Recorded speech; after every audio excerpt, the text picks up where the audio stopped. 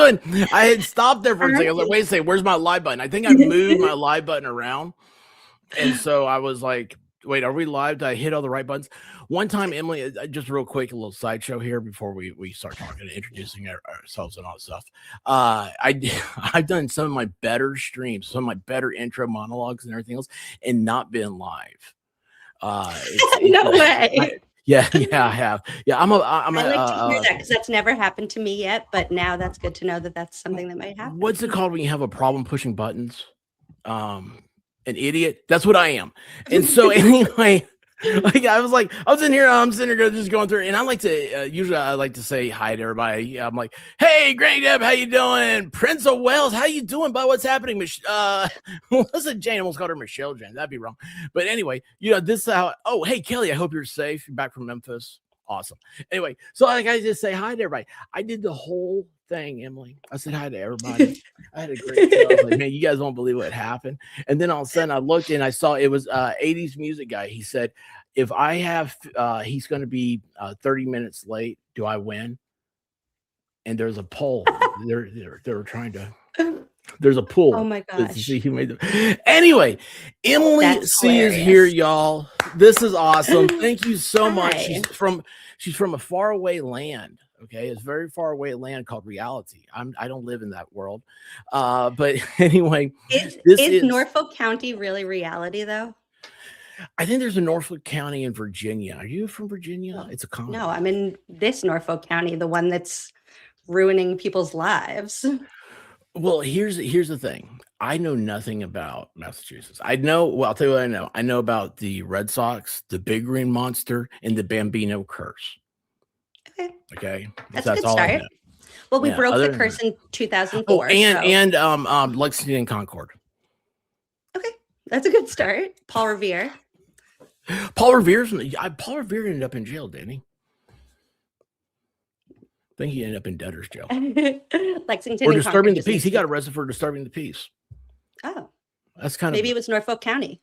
Hey, you know what? You know what? Actually, that may be something. We just see how stupidity works here. Emily, thank you. I'm sorry for talking too much. You're not talking too much. It's your show. You can do whatever you want. No, listen, I'm already so impressed by you. Y'all, she showed me something new on StreamYard. I'm like, how do you have all these images down here? And she said, we get that little computer thing. I was like, yeah, that's what I do when I share screen. There's so much stuff happening. I have teaching materials, you guys. We're ready. I have a whole lesson planned. I was never good at being taught. So it was. Because you haven't had me as a teacher. Well, you never had me as a pupil either, so. Listen, I taught kindergarten for 15 years. You think I haven't had my share of distracted children? That's how long it took me to get through high school. Went from kindergarten to high school, right? No, don't tell him he can do whatever he wants. Valhalla wager. You know Valhalla, of course, right? Mm-hmm. If you have a channel, he has to be a wrench. He has to be a mod on your channel. If he's not, the internet tilts. Okay, I'll add him. And real quick, Prince of Wales, who is this nerd? I bet she starts bragging about knowing famous authors or quoting Shakespeare or something. Double, double, toil and trouble, fire burn and cauldron bubble, fillet of a fenny steak, in the cauldron boil and bake. That's Shakespeare. Wiggle, wiggle, wiggle, wiggle, wiggle. That's the wiggle dance. Hi, Zach. Oh my gosh, is that really Shakespeare? I've never met him. I know Jim Morrison's buried in Paris, France. Oh. I don't know if that matters. It probably matters at some point. Well, to the people digging the hole. So Emily, it was she was, I don't know, I almost wanted to say cursed there for a second. The Broken Baker introduced us and said, you have to get with Emily. You got to talk to her. I have a newfound interest in all the things that are happening in her life. Not everything happening in her life. I'm not Zach, but like the little if Zach's around, he'll ask you if you're working out. But no, we have come together because of the Turtle Boy fiasco, which absolutely amazes me. And so brought her on here. And wait a second. Maybe not. Thank you so much for the 10 gifted memberships, y'all. If you got a membership, check out the membership. There's like a little tab thing on the YouTube thing. And there's a link over there to the Discord, and come hang out sometimes. And I hang out in there sometimes, mostly Sunday nights after member stream. But other than that, thank you, maybe. Emily, yes. Go ahead and talk. I'm sorry. No. So, okay. I first need to know what you know. So we're going to backtrack. Tell me how much you know about the Karen Read trial, because that's the start of this. It happened a long time ago in a place far, far away. It was a cold place. And no. Okay, so my Karen Read stuff. I'm trying to think. This would have to go back to the 1.0 trial.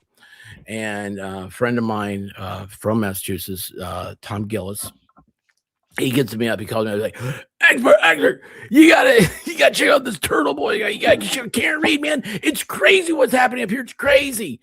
And then, so I looked at it and I saw that Broken Baker, he was just amazed by it. He started asking questions after streams and stuff. And he started talking about it. And my interest in it was following him just as a friend, because I'm not, I don't watch other people's content. I don't watch my own content. So anyway, but no.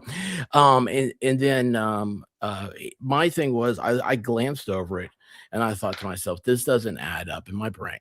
Like, and I looked at it from legal standpoint. I was like, I have a lot of questions. Like I have a lot of what's the chain of evidence there doesn't seem to be sticking together. It's not linked together.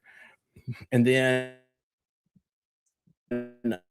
third one, I do a live event at Hollywood. Have you ever heard of Dolly Parton? Do you know her? She has okay. She lives right over there. She has a theme park. And anyway, Broken Baker came all the way from Finland. And he was covering Karen Read 1.0 while he was here. And I've never saw a guy more intense and know more about it. And that's really it. Then after she got acquitted. And we go back. I kept hearing this Turtle Boy name, and he would say he had Turtle Boy on, but I never knew, all the details, the ins and outs. Well, the jokes, perfect. The that's memes. Basically that's what you need to know to start. So hold on. How do I share? Oh no. How do I? I can't just do it, so I can put them up. Do that first one. The one that says 1. Okay.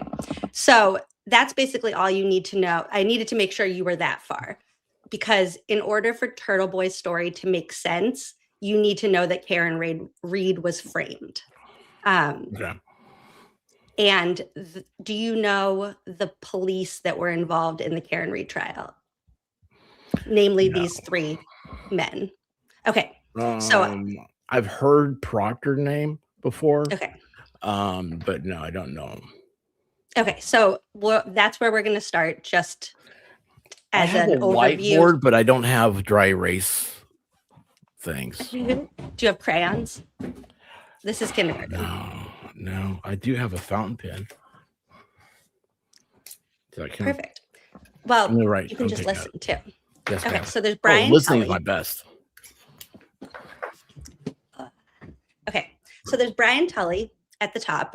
He's the detective lieutenant, and he's like, okay, actually, let me backtrack.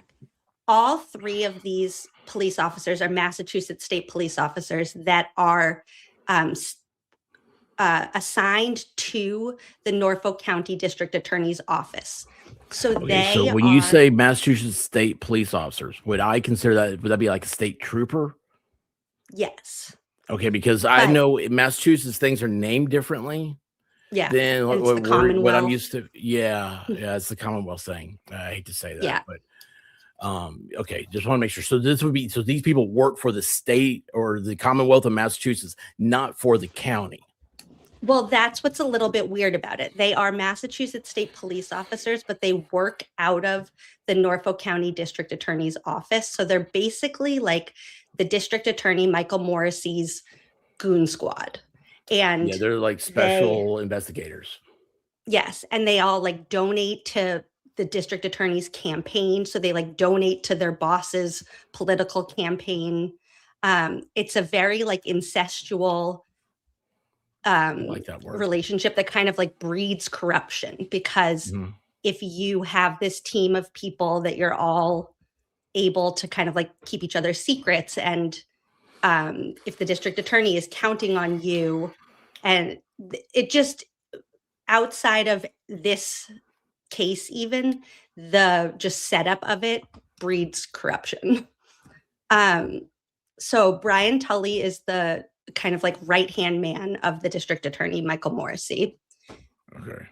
Yuri Buchanek is the like supervisor of the, he's the sergeant. And then Michael Proctor was the lead investigator. He was a detective. Because, as you probably heard if you heard his name, he is no longer allowed to ever be a police officer again in Massachusetts. No kidding. I didn't know that much. Real quick. So these three are, like I said, for lack of a better term, like special investigators. Or are there more than just these three? Like, is there a number of special investigators? How many are there? Do you know? I don't know. Every once in a while we hear of like a new character that like we hadn't heard of before. But I don't know that. These are the main players in this, and that's all that really matters at this point. Okay, that's all I need. All right. Thank you. Yeah.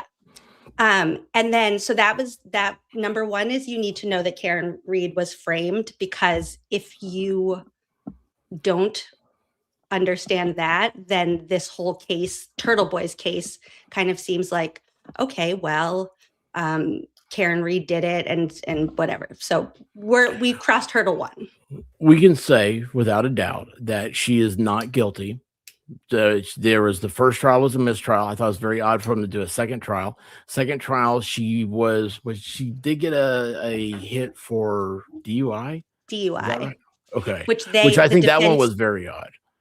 The defense team added that. I think it was a little like PTSD from the first trial. The defense team, Karen's team, actually added that to the verdict slip, like at the last minute, because they were basically like so scarred from the first trial that they were like, let's put like a really little charge so that if there's anybody on the jury that feels like, oh, I just want to find her guilty of something, then they can find her guilty. I was going to say that's a very, very tactical move by her attorneys, because juries traditionally want to find somebody guilty. They feel like it's their job, is the thing that you wouldn't be here. You wouldn't have gotten arrested if you hadn't done something wrong.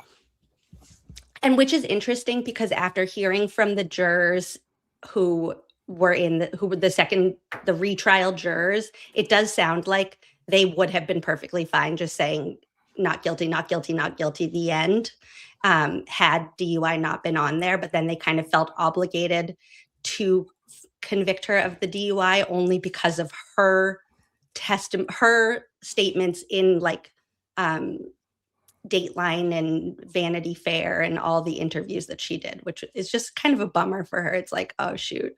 But it's like you do traffic school, and I know like 7 other people that have also had the same thing happen. So it's like not a big deal. Acquitted for murder? No, who got DUIs? Oh, you said you knew 7 other people ahead. I thought, okay, sorry. I was just a little too focused there. No, but interrupt me anytime.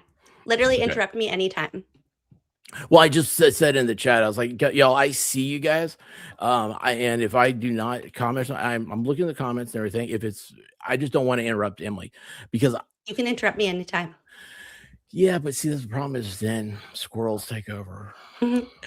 Okay, so then I'm going to go to number 2, because this is the second thing that you need to have in your mind, and like for everybody in the chat too, to be able to like really understand why I feel so passionately about this. This is a case about corruption. This is not about if you like or don't like Turtle Boy. This is not about if you agree with every single C word and bad word and rant that Aiden goes on. This is not about whether or not you are a fan of Turtle Boy. This is about a state police unit that is using their power to silence somebody who wanted to get the truth about the Karen Read trial out. And that is a scary world to live in if the people that are in charge with guns and badges are able to get away with that. And you just succinctly put why I got interested in this whole thing.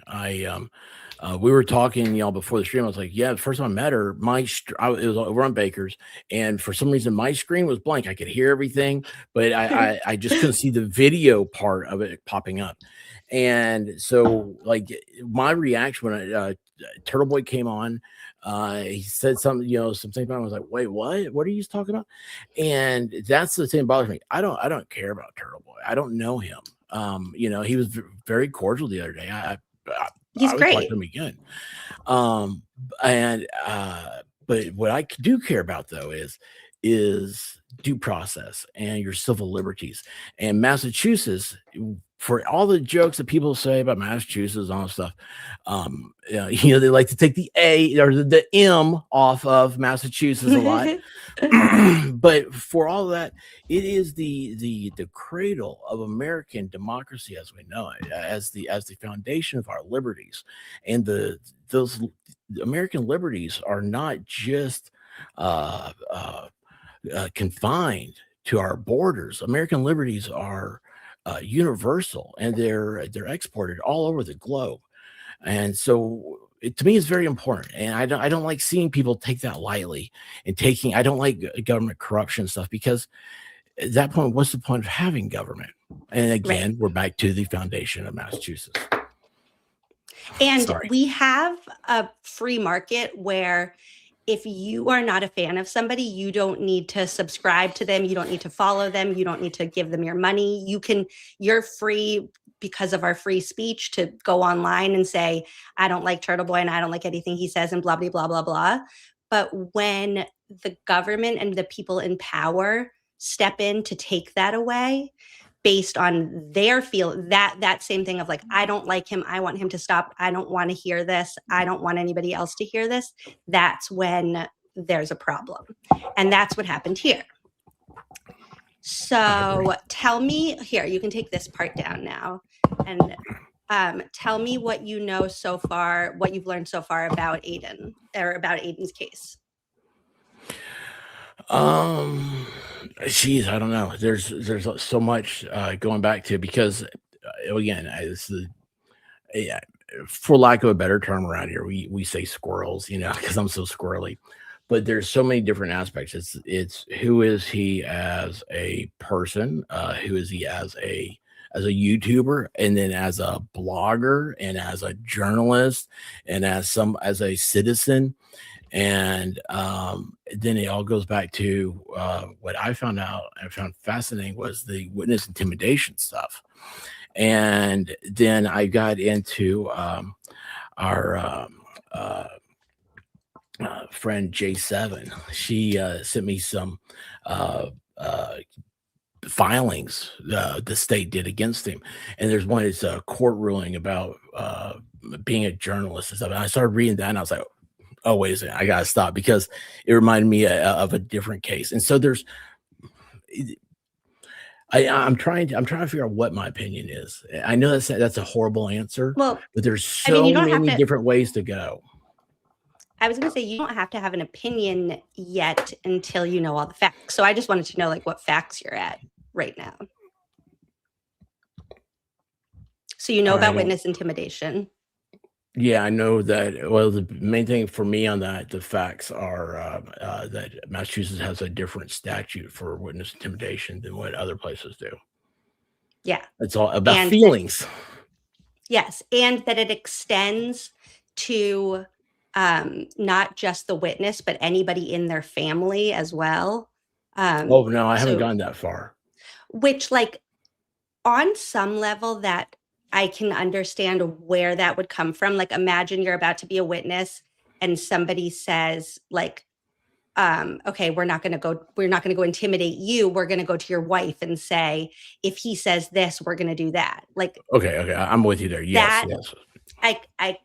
I get on principle why that would be an important thing to include if it was applied correctly, which in this case, in my opinion, and truly, it has not been. Okay, my other question for you. Do you know all the players like Jen McCabe, Matt McCabe? No. No. Okay. Oh, we're gonna go way back. Yeah, I'm Virgin Snow. Okay. Let me think about how to start this then. You saw the video from when Aiden went to the lacrosse game. Mm. Okay, that's good. The videos I've seen are highlights of like him, and he's got a bullhorn. Yeah, like every good YouTuber does. Okay, here's where we're going to start. Then I'm going to give you a little background, and then I'm going to have you pull up a video. Okay. So here's the background. John O'Keefe was murdered January 29th, 2022. And see, I thought it was the 27th. I already missed that one. No, you're good. Okay. January 29th, 2022.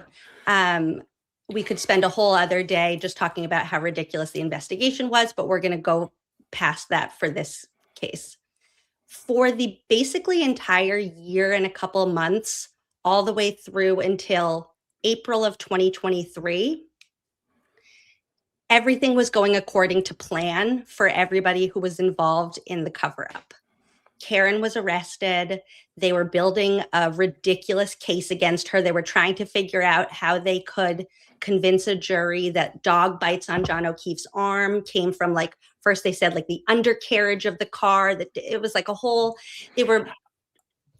So I remember that. So and again, Baker, he's my expert on this whole thing, and we had a conversation one time about that. He said in broken English. No, I'm kidding. I give him a hard time. Y'all, you have no idea. He's my buddy. Okay. So anything I say about him, I'm allowed to say it. Nobody else is. But anyway, he's like, does this look like a dog bite to you? And I was like, I don't know. I don't think it, or no, it wasn't a dog bite. It is a dog bite. Yeah, it was a dog bite. That's what it is. I had it backwards. Like, I was like, yeah, it does. I was like, because you can see right there on the arm and stuff. We spent a long time talking about it. I was like, this is just so weird, man. But anyway, I'm sorry. Yeah. The missing dog. Yeah, the missing Chloe. Apparently Chloe goes by a new name now. Her name is Cora. She's just morphed into a different dog. That's a story for another day. So for a year and please, I'm already ready for the different day. When are we going to do this again? I want to know about the, not tonight, but oh man. Okay, go on.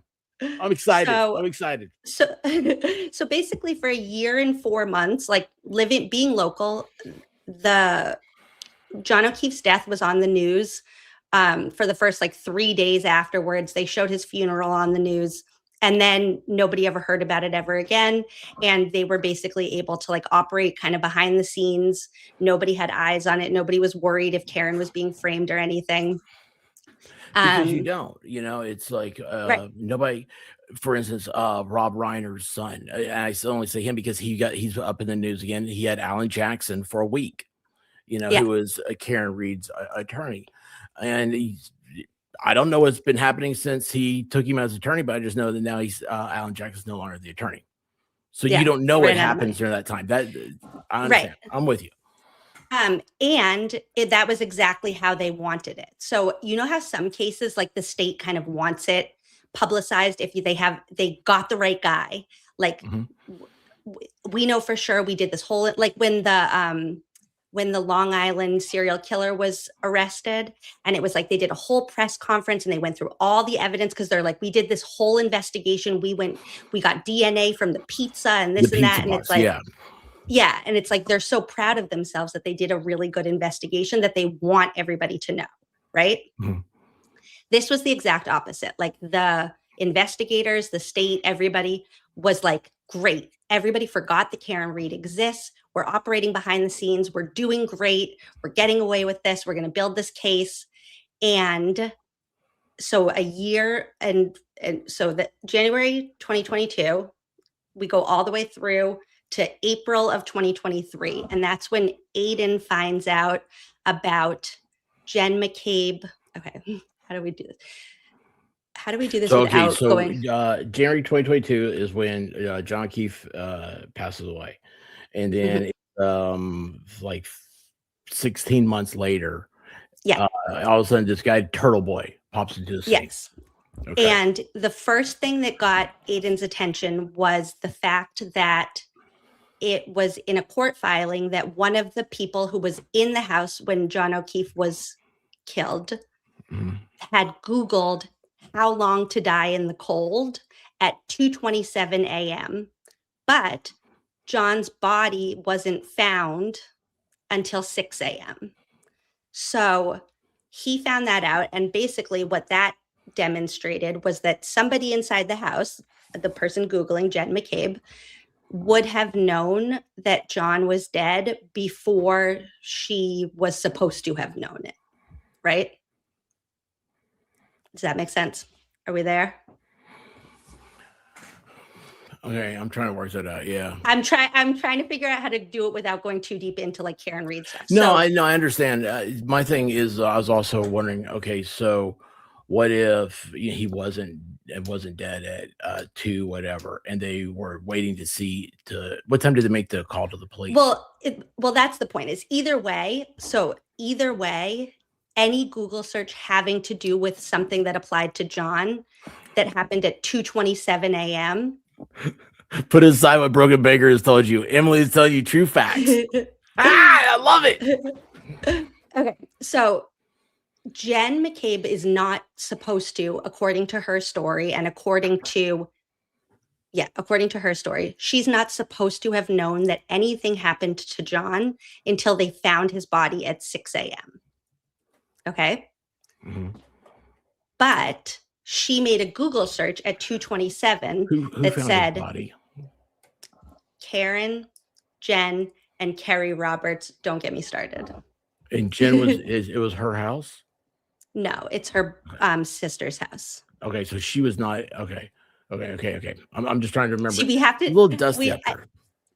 Well, no, it's like I'm trying to just gloss over the. I mean, we could do a whole thing. Keep glossing and. Okay, because I want to stay on the Turtle Boy stuff, and then we can like go back and fill this in. Basically, what you need to know is that Aiden saw in a court filing and found out from somebody that there was this like kind of weird situation going on. So he looked into Karen's story, and he was like, "Whoa, there's something here. Like this is kind of crazy." And he was the first like journalist to really dig into it, and he wrote his first article. If you want to pull up the one that says 2, I think. Okay. So he wrote his first, actually, let me explain this first. So I made a whole timeline of 2023 that was like all on one document. And then I realized that would be really overwhelming for you. So I broke it down by like weeks. But this is a calendar of 2023 that's color coded by purple is Mass State Police, blue is Norfolk County, green is the McAlberts. We'll get into why that's important and if we get to it.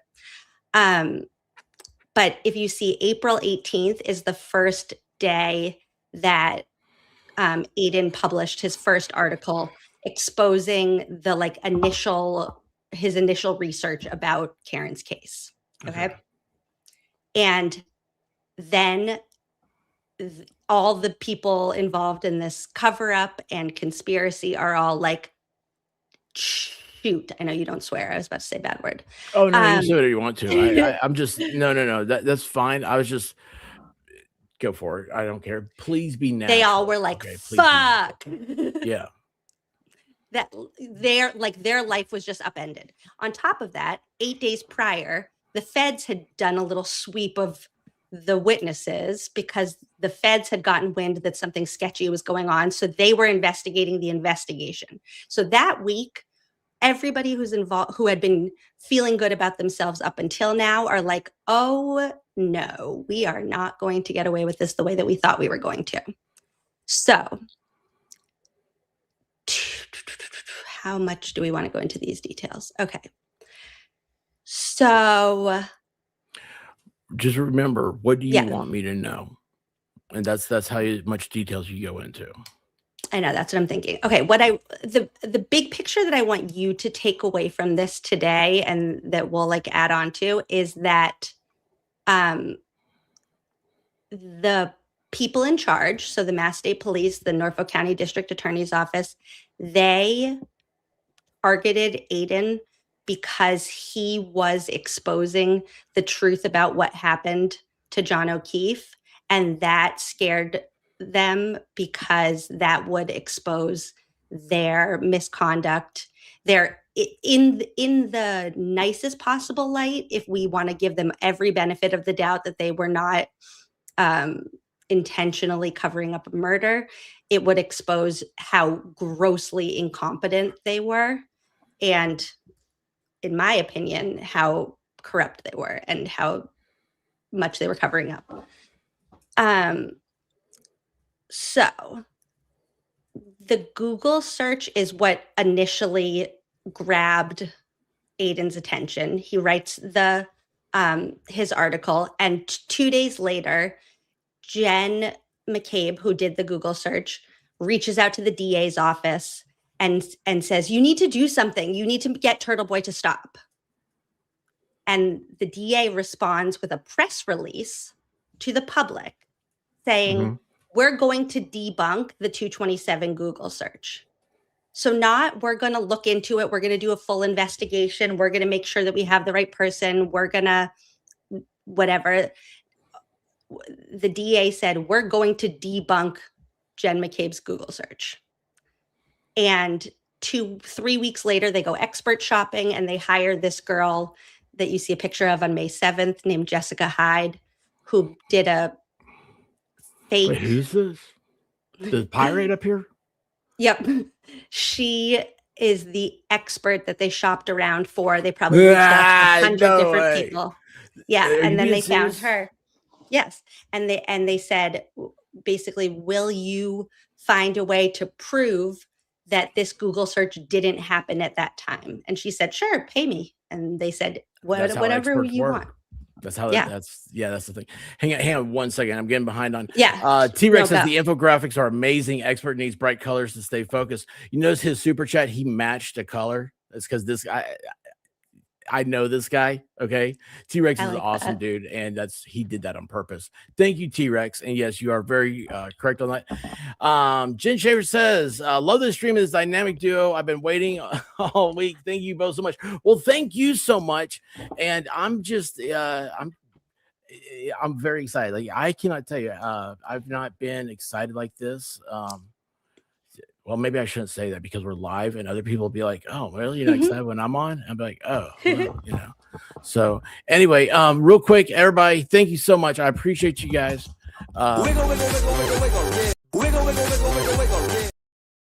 That's some people do, stretches and like, also, I don't know what they do. Anyway, that's become a thing right here. The Wiggles have. I like it's all it. because of a dog. And real quick, Bad Duck says, what did the oven say to the chicken? I can't wait to have you inside. So there's a thing with Bad Duck. He likes to tell dad jokes, but every once in a while he likes to slip in ones that like I should read beforehand. And either he writes them in a way where I'm not sure on the words, or of course I don't like to read things before. I like you get my reaction out of things, and he knows that he takes advantage of it sometimes. I like it. I like that they all know you so well. We have a fun time. This is where you come to just chill out. So I'm sorry. Now we are on. We're about to walk the plank with Morrissey up here, or no, Jessica Hyde. Sorry. Well, that's all you kind of need to know about that for now. Is that that's kind of proof that. And she's the cell phone expert, for lack of a better term. And the reason why that detail at this time is important is imagine if this was a upstanding police department and they were doing a really thorough investigation, and imagine like a witness reached out where there's like whatever you call it, like incriminating evidence against that witness, and they send you an email and they're like, hey, you need to do something, like this journalist said that I might be involved. The upstanding police department, upstanding district attorney would say, like, we'll look into it, like we'll find out more information, like the investigation is still unfolding, whatever. Michael Morrissey's response was, don't worry, like we're going to debunk that Google search. And so unethical. That's so unethical. Exactly. And so that's why that part is important. So like she should never be hired for anything again. Like she's ruined. If that's, and I don't know. I mean, I'm taking your word for it. Right? I mean, all this other stuff. I'm of course, you know, I trust you. I mean, you've been spoken very well about. I would trust you more than I would her. But if all this stuff, like how you're saying it, she should never. Nobody in the right mind would hire her again. That's what I should say. Wait, we on another stream, then we need to do a rewatch of her testimony because you will lose your mind. Anytime. Name the day. Name the day. Fridays I'm busy. Friday nights I'm busy.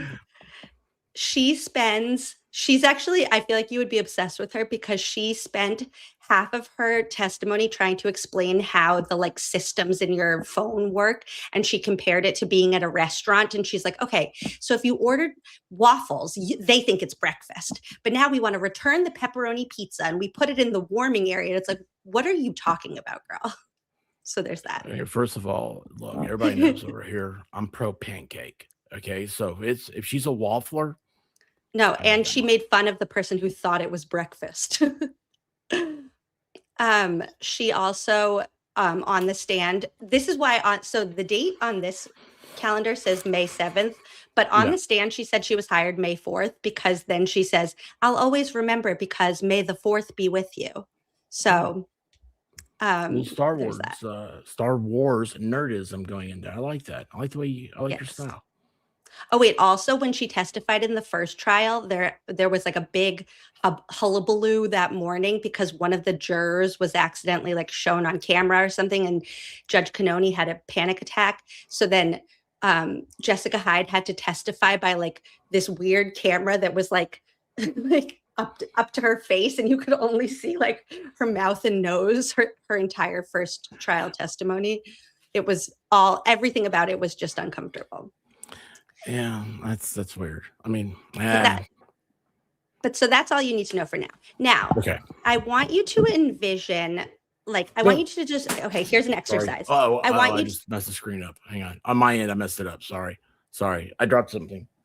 I dropped my fountain pen. I was taking notes. I was taking notes. It is a fountain pen. I dropped it. I'm sorry. I got it now.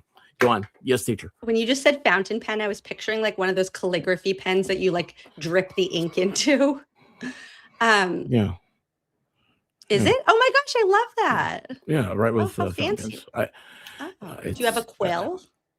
No, but this one, I got this for Christmas. So like it's a cool little like it's magnetic.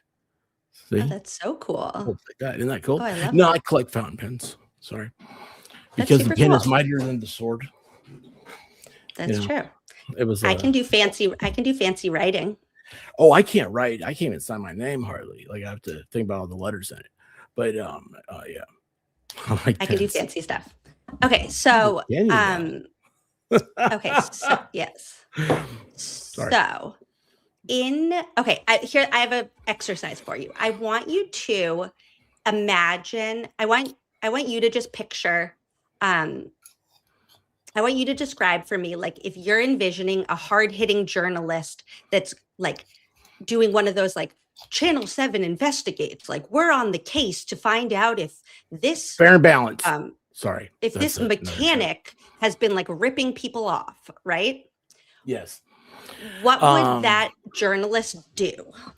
Like, what would you picture that journalist? I was trying to think of a journalist. I was trying to act like no. I want you to describe to me like what you would picture, like hard-hitting journalism to look like. They're always like, like what you say, like this mechanic's ripping us off.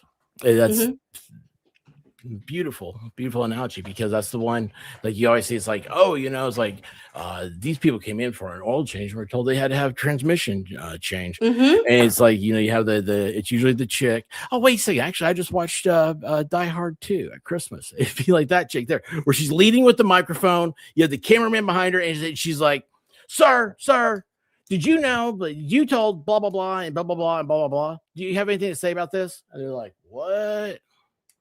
Yes, That's perfect. That's right. Now I need you to go down to the bottom and share the screen that says Emily C. Switch to that one. You might have to remove first. Yeah, you have to remove. Yeah, I love this. I've been doing this for 4 years and you're telling me how to do it. I love it. You pay attention to the rules. Okay. Now this is I just lost the date because it was on there, but this is in between. Let me see. This was on May. Oh, it probably says it on here. Never mind. I want to say May 24th. Okay, perfect. So this is May 24th. And this is the first. This is the second. Whatever. This is Aiden at one of the Karen Reed's hearings. Okay. Okay. Jen, why did you Google how long did I in cold at 2:27 in the morning, Jen? Any comment on that? Any comment on that? Wait a second. It skipped on my end there for a second. Does it show Aiden, or is Aiden's holding the mic? Okay, he is. Is he holding the camera too? So for some of them, yes, and for some of them, Richie from Microdots is. I don't know. I can't think of which. Here's my question. I let me just cut to it. Is he on the sidewalk? Yeah, he's like follow. Yes. Okay, but he's on the sidewalk. He wasn't on the courthouse steps. Okay. That's a good question. Yes, I think he's on the side. No, he's on the steps. Okay. He's walking out of court. Okay. So they're I don't know if that matters or not. It's just something that this is the way my silly brain works. But he didn't say anything to them until they're on the sidewalk, if that makes a difference. He is, they were all in the hearing together and now they're walking out together. And okay, so now back to like what you just envisioned, the like mechanic reporter saying, and now compare that to this. Jen, why did you Google how long did I in cold at 2:27 in the morning, Jen? Any comment on that? Any comment on that? Thank you, sir. I see you guys wearing Justice for JJ shirts. How can you wear those buttons when you covered up his murder?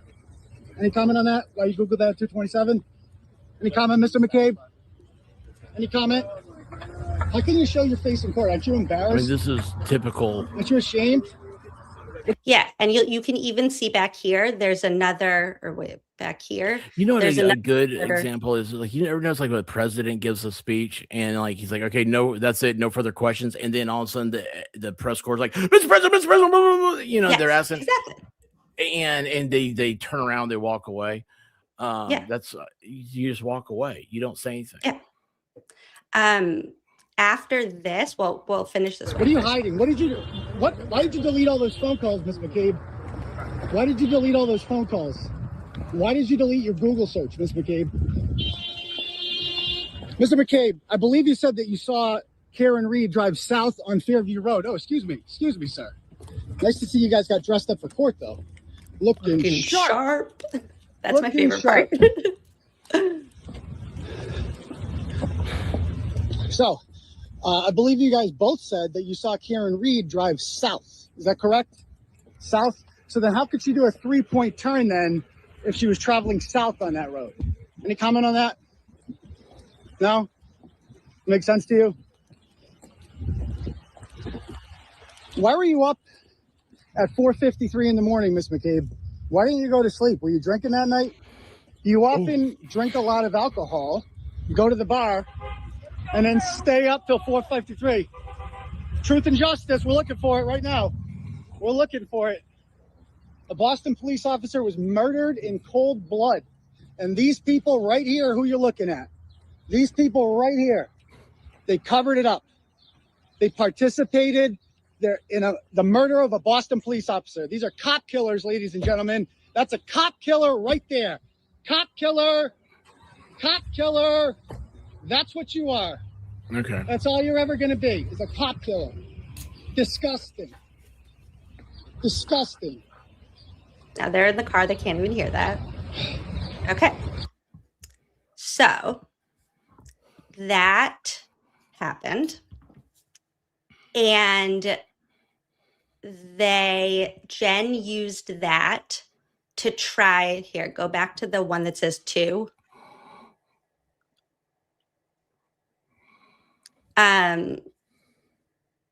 After that, 6 days later, Jen tries to get a harassment prevention order against Aiden. And basically what I want you to That's get the out of this 30th. part. Okay.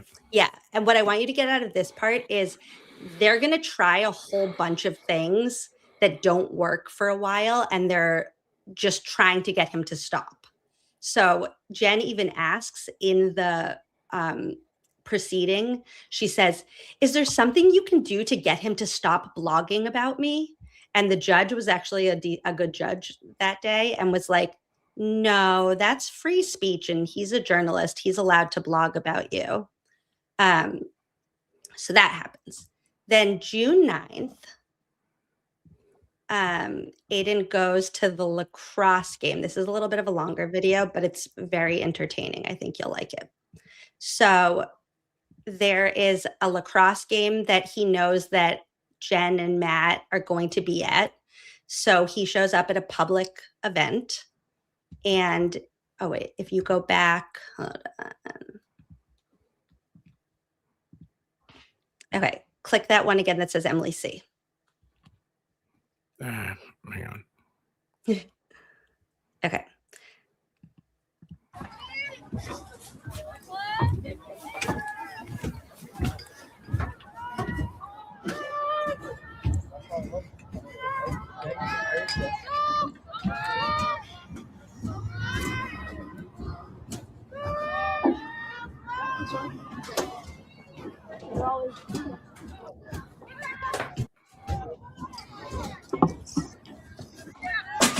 I grabbed my pen again.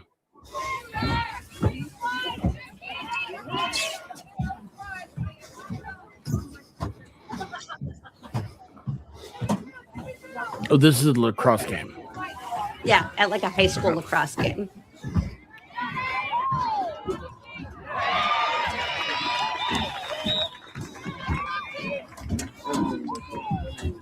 Hey, Matt, how you doing, pal? Good. How are you doing? How you doing? Hey, Jen, how you doing? Fancy seeing you here. How are you? How you been? All right. So how did court go the other day? Went great. Sorry, do you have a child on the team? Do you? I do, so I'm trying to watch. No, I'm at a public event, so I can do whatever I want. So anyway, so Jen, I have a question. Did you think that? Oh, actually, I'm going to do the spoiler for you before we go through all of this. Months after this, so this is in June, did we say? Yeah, June. In October, Aiden is charged for witness intimidation for this. So Okay. just I keep think that that in you mind. could outsmart Karen Reed. Did you? Do you think that's funny? Do you think that's funny? How long to die in cold? What is this gentleman doing? Look at that, the ring's face. Hey, Jen, are you worried about what's going to happen to your family when you go to jail? Don't touch me. Why are you shaking, Touch me dude? again. Why are you Touch me shaking? again. Touch me So, again. Jen, are you worried about what's going to happen when your kids go to jail? Touch me again. When you go to jail, I apologize, Touch to me. your children. Are you worried at all Huh? about that? Huh? Huh? Touch Oh, me. oh, oh, what's Okay. going on here? Oh, you're so fast. Oh, what are we I doing know, here? so sure you were. Jen, did you think that you could outsmart Karen Reed? Yes or no? Did you? Why did you Google how long to die in cold, Jen? Why did you Google how long to die in cold, Jen? Why did you Google how long to die in cold, Jen? Do you have any answer for that? Is that the perfect? It was just. Do you have any answer for that? Come on, Miss buddy. McCabe, do you have any Time to answer for leave. that? Why should I leave, sir? I just have some questions. I just want to know why she Googled how Hold long on, to the die in rain's cold. coming in. That's all. I just wanted to know why I'm she opening Googled my how long to And die there's in cold. no I'm just court order or curious. anything against I'm just doing this. Nope. Well, Okay. at this point, no. No. Okay. And there was just a question, who's the guy in the blue and black? Oh, yeah. The one who looked into the camera all crazy eyed is Matt Yeah. McCabe, who's Jen's husband. Okay. And like, this is one of the examples of why I said at the beginning, like, this is not about if you like Aiden or not. This is not about, because there are some people who would say, oh, he shouldn't have been doing that at a high school lacrosse game. And Yeah. that is, people have different opinions about like what's like socially acceptable or not. But Yeah. according to the laws in our country, this is not breaking a law. Yeah. Well, Hang on real quick. Bad Nugget says, what's the hemorrhoid's favorite movie? Back to the Cushion. I don't like a pin cushion? Hemorrhoids favorite. I don't. I'm sorry. See, this is how he gets me sometimes. I told you Bad Duck will do it. I don't get it, man. All right. So Emily, I love that the way you said that. You're like, if you don't like, his behavior here and whatnot, that's one of the things that I was thinking. It's like, man, this just it started feeling. I hate saying feeling, right? Because it's about facts, not feelings. Yeah. Like this just seems odd. This just seems like. And I think that's why it's important to point out is like, I see people do things every day that I'm like, I wouldn't do that. Or like, yeah, I wouldn't talk like that. I wouldn't dress like that. I wouldn't say that. I wouldn't do that.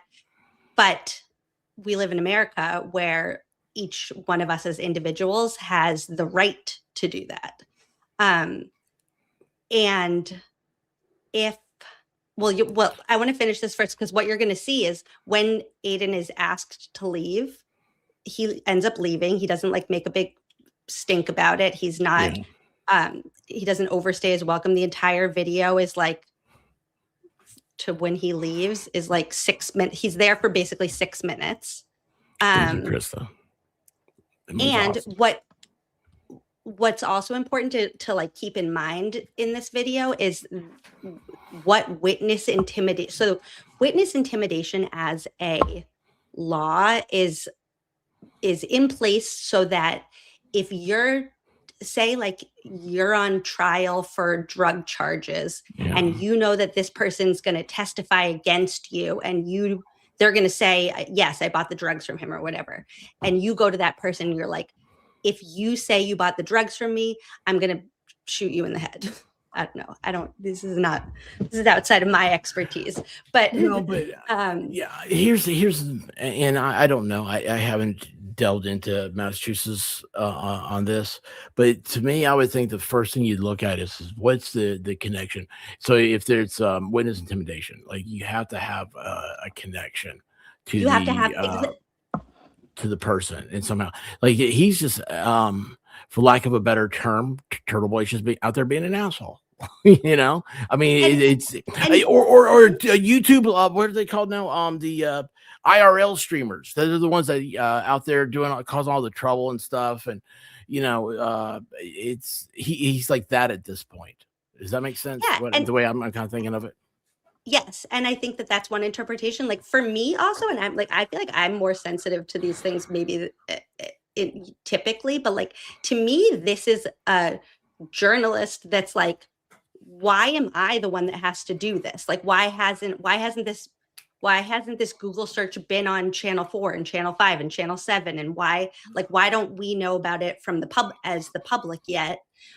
Like, and that may be something else. And this is just a hypothetical, which again, I hate hypotheticals, but maybe if Turtle Boy used this same thing, but instead of going constantly on like McCabe here, it was attack the local news. Like, why aren't you asking this? And maybe he did. I don't know.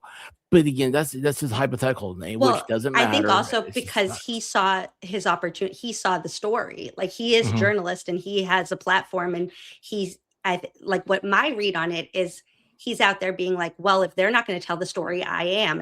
And if the police aren't going to get to the bottom of this, I am. And at this point, he's learning more facts about the case from court filings and from the hearings that he's been to. And he is like frustrated. Like my read on it is he wants to get to the truth about what happened. And there's a dead police officer, and he thinks that this innocent woman is being framed and nobody's doing anything about it. And he's like, well, I'm gonna be the one who breaks this story. Okay, so we say focus on what like my questions are and everything. What you start off here to show me is let's just say like he's a little aggressive. Okay, he's a little aggressive, and but that doesn't mean that it's not protected in some way or the other. And Right. and also when I to hear myself say that protected in some way or the other, I think that literally it's like the term throwing the book at him. That's what I feel like they've charged him with. It's how many years is he facing?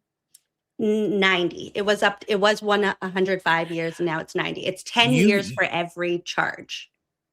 Pedophiles that are murderers don't go up for that long. Oh, I just learned This is a life in the Brian Walsh trial, I learned Mhm. that if you convey away a body, which is like you dispose of a body, that's 3 years in jail. And usually that's coupled with other things like the actual murder, which is what happened. But just the charge of conveying away a Okay. body is 3 years in jail. Let's keep it simple then. Aiden, it might be he's aggressive, but he's also looking at a life sentence. Right. Beyond a life that's sentence, like 2 life. Yeah. I mean, it'll be the Um, rest of his life in jail. And yes, he's aggressive. Has nothing to do with the rule of law. Real quick, Bad Duck wants to know, what do you call Why it? are we Dino on with hemorrhoids so much? Well, I like the this chat, one. it may be subliminal when they tell you jokes. I like A this one. Tyrina, do what? That's a good one. A Tyrannosaurus Rex. There you go, Bad Duck. You got Emily That's reading good. your joke because she knows she can read them. I'm still illiterate. She's teaching me though. She told me to get some That's crayons for good. next class. He has great jokes. I would give him his own Discord channel on my Discord if he would just put him in there. But thank you, Bad Duck. And I saw real quick here, Never Zen Jen. Why did the Avon lady walk funny? It's a serious thing. I was like, who's the Avon lady of Canton? What? We have an Avon lady. What's the other one? Maybelline or whatever? Because her lipstick. I get it. Oh. Oh. I'm not going to explain it to you though. No, don't. Baker has okay, I'll tell you what. Here's the thing. Tell Baker later on, when next time you guys ever see him, to do a whiteboard and explain that to me. I don't know if you want it on a whiteboard. Oh, his whiteboard, not mine. Anyway, I'm sorry, Emily. No, you're good. So go on. Okay. Well, so we could finish this. Let's finish this. Just Okay. curious. Should I turn mine off? No. I'm just curious. Property. I'm just curious. I'm being assaulted by an umbrella man. What is going on here? What is happening right now? Gotta rain. What is Gotta rain, happening? my friend. What is happening? This is a sporting event, not activities for you guys. So I'm filming. This is what? So go phone it someplace else. Why do we have to put? We could have our phone out in public. We're just trying to watch a lacrosse game, sir. This is a Young girls. school-sponsored event. Yes, it is. We know How do you got- feel about murder we of know police you already been officers? let go for How do you one feel job about murder of filming police young I'm girls. officers? watching my children. Okay, well, she murdered a police No, officer. that is so untrue. Oh, it's not. Then why did she Google how long to die in cold? Did it? It's already been proven wrong. Oh, well, really? How has it been proven wrong? You were quite- you How were- long? How has it been? I didn't hear anything. How did you? Well, Yeah, so how is it proven wrong, Matt? by journalists. How is it proven wrong, Great sir? journalists. How? So are you saying the forensic expert Richard Green is wrong? Wait, I also just want to talk about Matt's explanation. How Aiden says to him, "How is it proven wrong?" And Matt says, "By journalists," which is just a very Oh. weird response. I want you to imagine if you really hadn't Googled something. Wouldn't you be like, "I didn't Google it"? You wouldn't be like, "It's being proven wrong." You'd be like, "I didn't search for that. I don't know. My phone malfunctioned. I don't know what's wrong with it. On that list, there was a whole bunch of searches that I made at different time." You wouldn't be saying a journalist proved that I didn't make that search. They also hadn't. No, they had hired Jessica Hyde at that point. Here's the basics that always bothers me is we always forget that you are, as a society, as a civil society, we are supposed to trust somebody's word. Like, you're Emily. Hi, nice to meet you. You know, I'm not going to ask for your ID. I'm not going to ask for somebody to prove that, you know, and none of that stuff, right? And we've gotten into this thing where now you have to prove things. And what is proof? Obviously, here is the journalist. And by the way, I was looking for scissors because like I'm not really allowed to play with knives because I have problems. But anyway, I got a pixie stick. Sorry. Wait, you were looking for scissors and then you got a pixie stick instead. To open. There it goes. Oh, to open the pixie stick. Gotcha. Sorry, just shot out of my mouth when I said to open. Yeah, I had to cut it off. Sorry.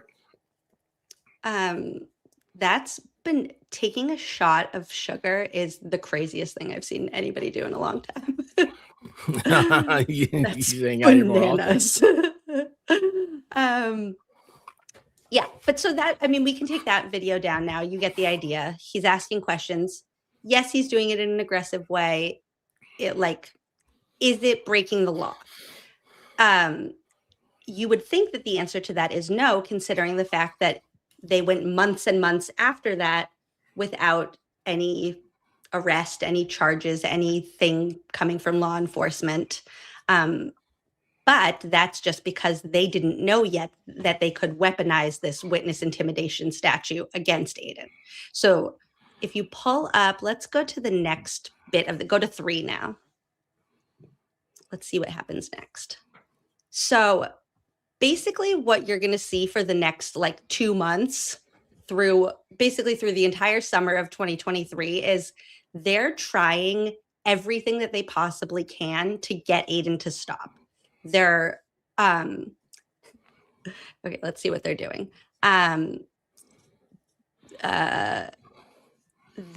Proctor sends an email to Adam Lally, who's the prosecutor, and the whole Mass State Police complaining about Aiden. Michael Morrissey, the district attorney, contacts the attorney general's office and asks them to charge Aiden with witness intimidation. And the attorney general writes back and is like, no, that's not witness intimidation. Okay, so let's see. We're going to go to... Should I just explain the rolling? Diane wants me to show you crushing a bag of Nerd gummies. Diane, I got a family size for Christmas, and I threw the bag away today because I finished them. Sorry, do your teeth hurt? I feel like that would make my teeth hurt. No, I have a toothbrush. We have teeth brush here in the South. We have teeth brush. I would hope. Yeah. I feel like that which one are we going to now? Even thinking. I don't think. How's your teeth thinking about it? Sorry. Literally. What do you yell at me? That's a good question. The Mass Lady 123. I don't know the answer to that. The Canton 9. I think that's after Aiden No, it's before this. That's a good question. I want to say it's coming up. It hasn't happened yet. I do not have any idea what she's talking about. So no, you're fine. Okay, I'm just going to describe. So on July 22nd, you see where it says peaceful rolling rally. The video is kind of long. I don't want to but you should watch it at some point. Because basically I know that one. Okay, good. So he publicized the event ahead of time.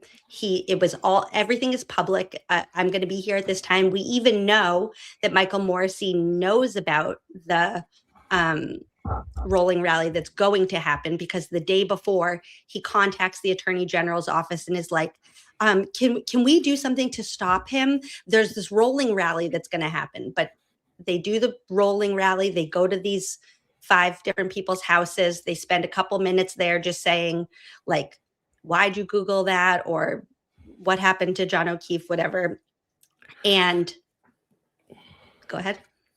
No, I just, this reminds me, this is when I first saw Turtle Boy had loudspeaker and all that stuff. And it was before the stream. I was talked momentarily about how I got started. Gabby Petito it was this girl that was missing. It's weird. I've never mentioned her this much since the investigation was over. But that was part of the thing. I was interested in seeing like how people that didn't care about the facts and all that. Remember I was telling you that there was this a woman, a Bullhorn Betty, I believe was her name. And if Miami Spice is here, she'll tell you it was crazy. She sat out there in front of the kid, the boyfriend who was accused of getting rid of Gabby. She was out there in front of his parents' house with a bullhorn, just all day long, just yelling at him. And anyway, I was like, what about like the other people, the neighbors and everything else? But I forget now why that has anything to do with this. Like I just had a thought and then you called me on it and then now I'm embarrassed. Right. No, it's again, I think this falls into like maybe not the most neighborly thing to do, maybe not the like maybe a little bit annoying, but not. I remember now. So did he have permits to do this? No. Okay. But that's not what he's being charged with. Yeah, I know. So again, you say that. I can't believe you said that. Yes, that's what I was gonna say. It doesn't matter. It was just that's another one of those questions. That's what got me because I was like, at some point you're disturbing the peace. I understand that part, right? But none of that's what's being charged here. Right. Exactly. And I think that's important to keep in mind is like, and at this point, he is finding out more and more details through the through what the defense team has uncovered and what they've put out in court filings and things like that. And he's realizing that, like, I think at the very beginning, I imagine, I don't know this for sure, but I imagine that Aiden was like, oh, cool. Like, we're going to expose that this like corruption is happening. They're going to drop the charges and everybody's going to like go back to their normal life, or then maybe the correct people will be investigated. And at There's this gonna be a point Lifetime now, movie about Turtle Boy. Sandra Bullock will play him. But I love Sandra Bullock. Sorry. At this point, he's clearly seeing now, oh, there's something even bigger going on because I'm exposing the truth, and the people who are in charge of the investigation are not listening. And at this point, he doesn't realize yet, I don't think, that they're trying to silence him, because I don't think, but he knows that they're not listening. So he's like, I'm exposing the truth and it's not going anywhere. And therefore, like, it needs to be bigger. Like, I need more people to know about this. I need more voices to be able to speak up with me. I need everybody in Massachusetts to know what the state police are doing, because if they don't, they're going to get away with it. Gotcha. And so that's why something like the rolling rally is important, because it makes it big. It ramps it up to the point where it's like more people are finding out about it. More people are invested in it as like a movement now. More people are being, I want to say the mouthpiece, but then that's like something that they would like use against this. But it's like more people are invested in exposing the corruption that Aiden is seeing. And again, if it was breaking the law, people would have known. Like, you know how it's like, if you see a crime happening, you're like, whoa, that's a crime. Like, I just saw that man run up and take that old lady's purse. Like, I see a crime. This is all out in public. There's like hundreds of people there, and there's kids and there's families and there's neighbors, like you said, and nobody is, that name in the chat is hilarious. Carrie Sandra. Yes. That's so good. Nobody is saying, hey, wait a second, like, you're doing a crime. Stop. No police were called. No, there were no 911 calls that day. The neighbors didn't, like, nothing happened. So they do the rolling rally. The next day or 2 days later, Jen McCabe writes another email to the district attorney and is like, Turtle Boy came to my house. Like, they weren't even home. Also, you need to know, they were in Maine.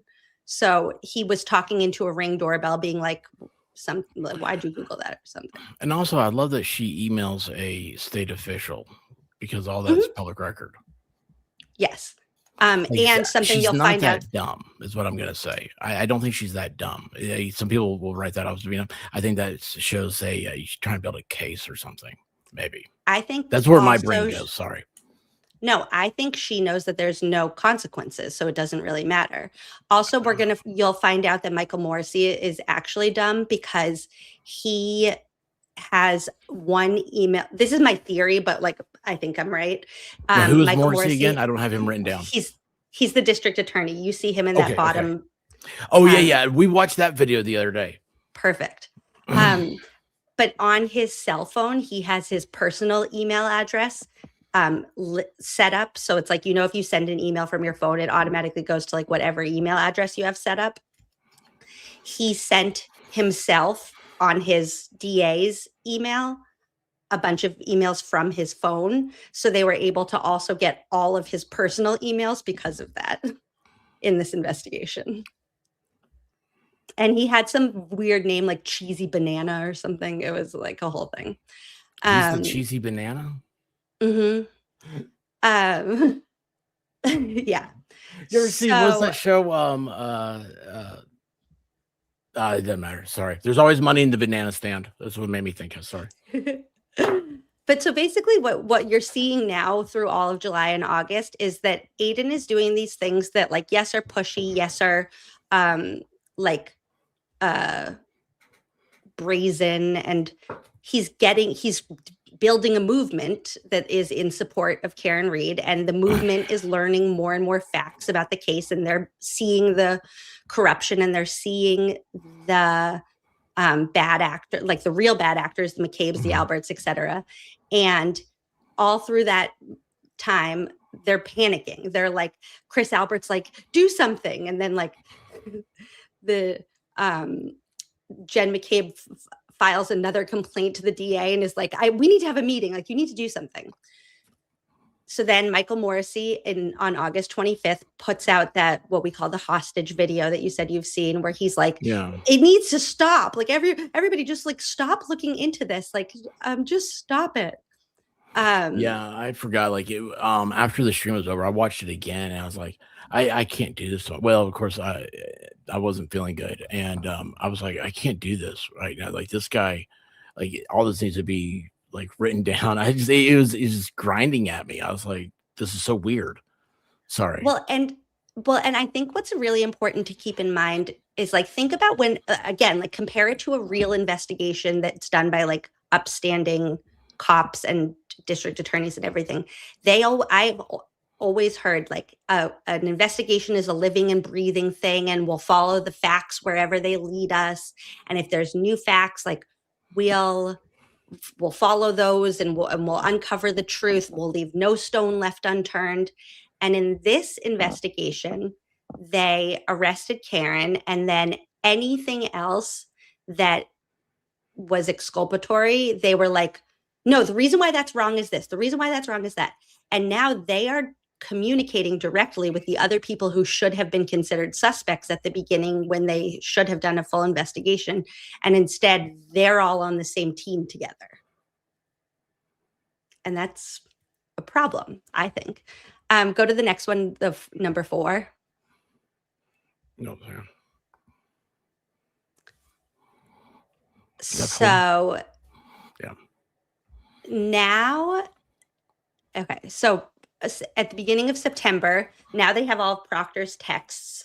And there was a text that Proctor sent to Michael Morrissey, the district attorney, Brian Tully, the detective lieutenant in charge, Yuri Buchanan, the sergeant. And how did they get all this text? They got Proctor's texts from the federal investigation into the investigation. Okay. We're gonna have to talk about that federal thing later. I mean, not today, but because I always heard about it, but then like people were like, "Well, it didn't happen." I don't know. Like, it doesn't matter right now. Yeah. Well, I mean, there's not. No, you're right to be like curious about that. We don't know what we do know about the federal investigation is what we've pieced together from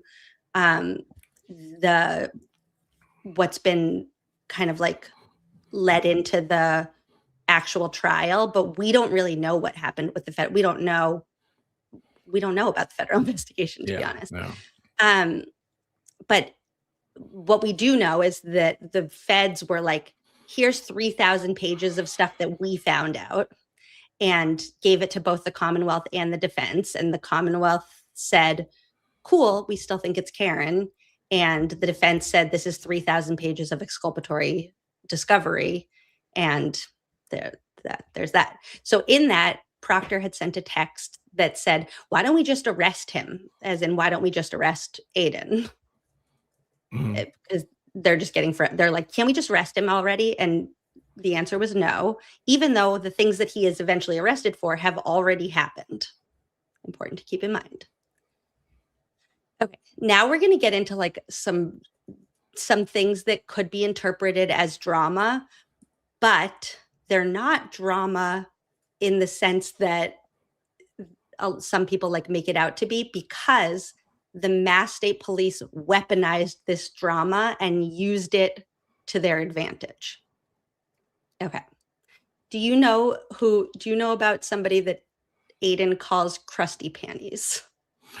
I thought that was a Baker thing, but yeah. Yes, I do. Now I do. It's I think the pirate is a barnacle on the pirate ship. Does that make sense? The pirate chick you had earlier? Because the No. Krusty looks like a barnacle. Okay. Is that true? Yeah. So her name is Kate Peter, and basically what you need to know in terms of this is that she worked with Aiden. They had a falling out, and then she kind of like made it her life's mission to like take him down, and had been spending She worked years. with him, you said? Mm-hmm. She What worked for caused him. Oh, for him. Okay. And why did she go against him? He fired her because she was like doing some shady things with like getting advertisers on the side and like getting paid by them. Okay, yes, on the I side. do know this story. I didn't know the characters when I was told the story. Yeah, Broken Baker, I don't know if you know him or not, but he's I do. okay. Well, I just no. That's 9% of his conversation right there. I'm telling you, he's a good friend, and so when he starts telling me some of these things, like he's not a good teacher like you are. Thank you. Well, and that's why he's very good at following like the drama of who these people are and what they continue to do. I'm not as interested in the like Twitter stuff and the stuff that's happening now, because that's not what the Mass State Police weaponized. Well, you do live in a much more exciting place than Denmark or Holland or where. To tell you the truth, I don't know. Sweden? Yes. Anyway, sorry, go on.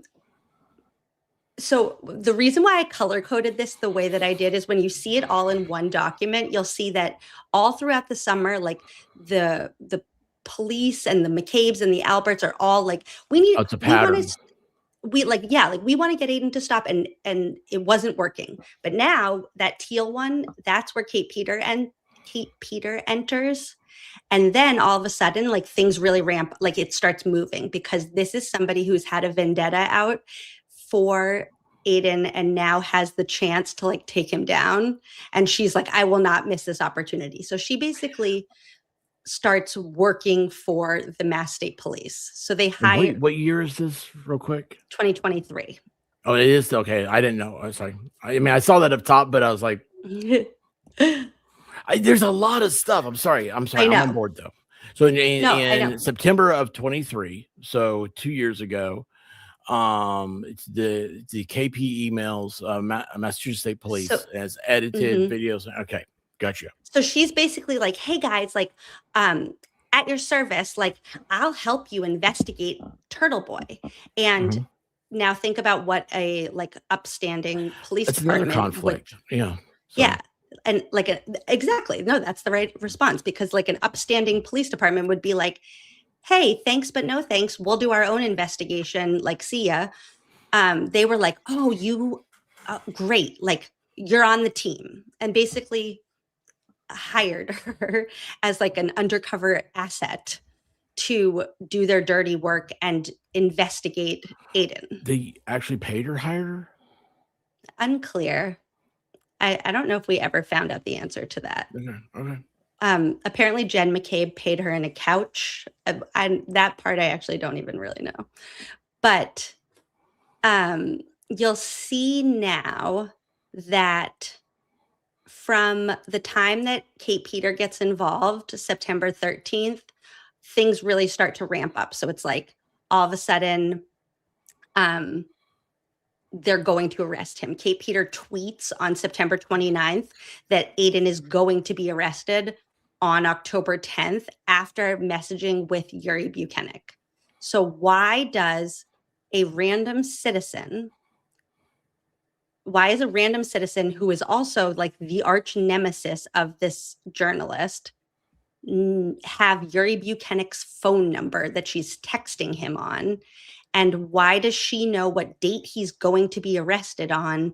And why is she involved at all?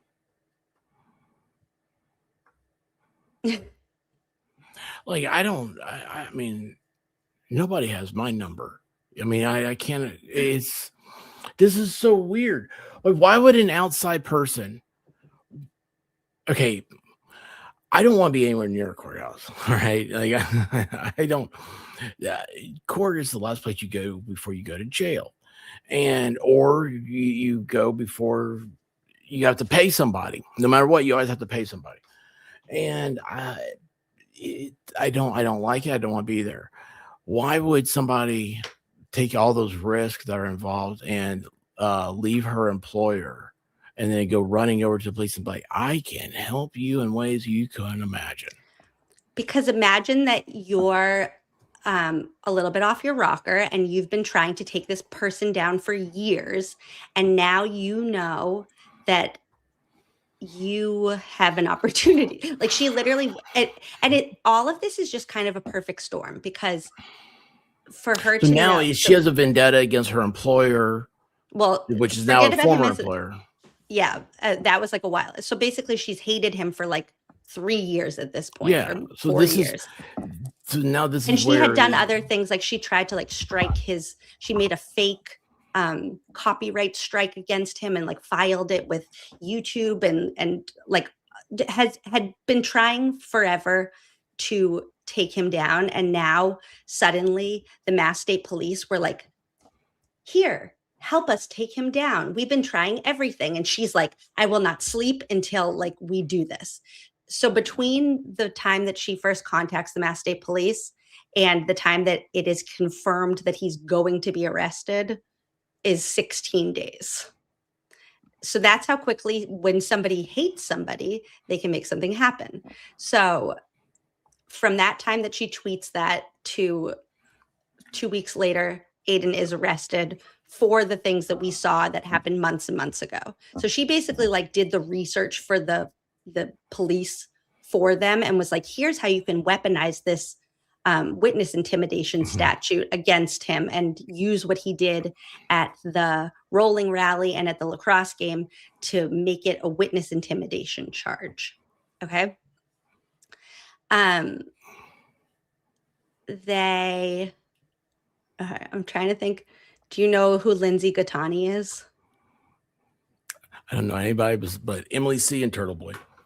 Okay, so all you need to know for this part is that Aiden was hooking up with somebody named Lindsay Gattani. Oh, is that the girl with the audio stuff? Yeah. Say more. Like very violent, awful cursing. C7. Jeez, what's wrong with me? J7. Is that the one that I did the other day? Yes. Okay. I do know her. Yeah, Okay. She's weird. Well, we like her now. Oh, we She's my do. neighbor. Okay. Well, she needs to learn to not take pictures of herself in front of mirrors. You should always have the lighting in front of you. Sorry, little pet peeve.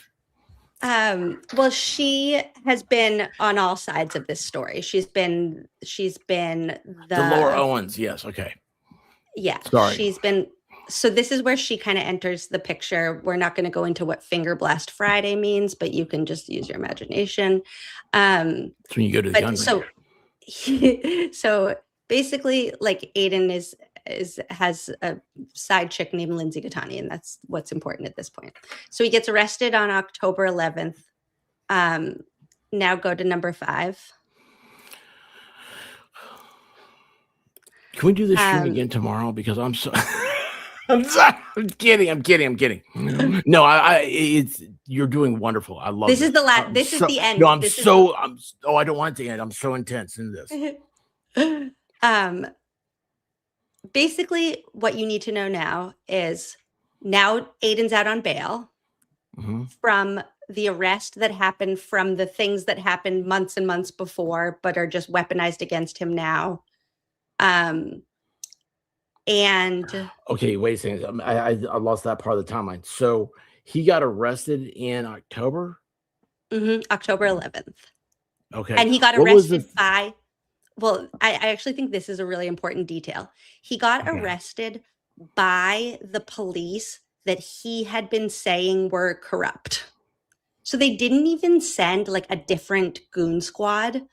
The people that he had been saying are doing corruption are the ones that went and arrested him. So they were basically saying to him, like, yes, we are We can corrupt. do Look anything at we us want. go. We can do anything and you can't stop us. Which is and again, that is what matters to me. Like, that is why this matters to me. These are my police officers that I'm supposed to be able to count on. And the fact that they flat out said to the general public, this man thinks we're corrupt, and yes, we are, is terrifying to me.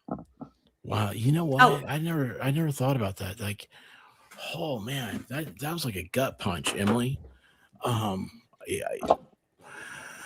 Sometimes you get caught up. I mean, And like Jessica for me, said something I need to add to the gut punch, because Yeah, Jessica where just is said it? something really important, is they arrested him at his children's bus stop right after he had put his son and daughter onto the school bus to go to school. And the school bus is still in sight and the kids can see as the police pull up and basically say, gotcha.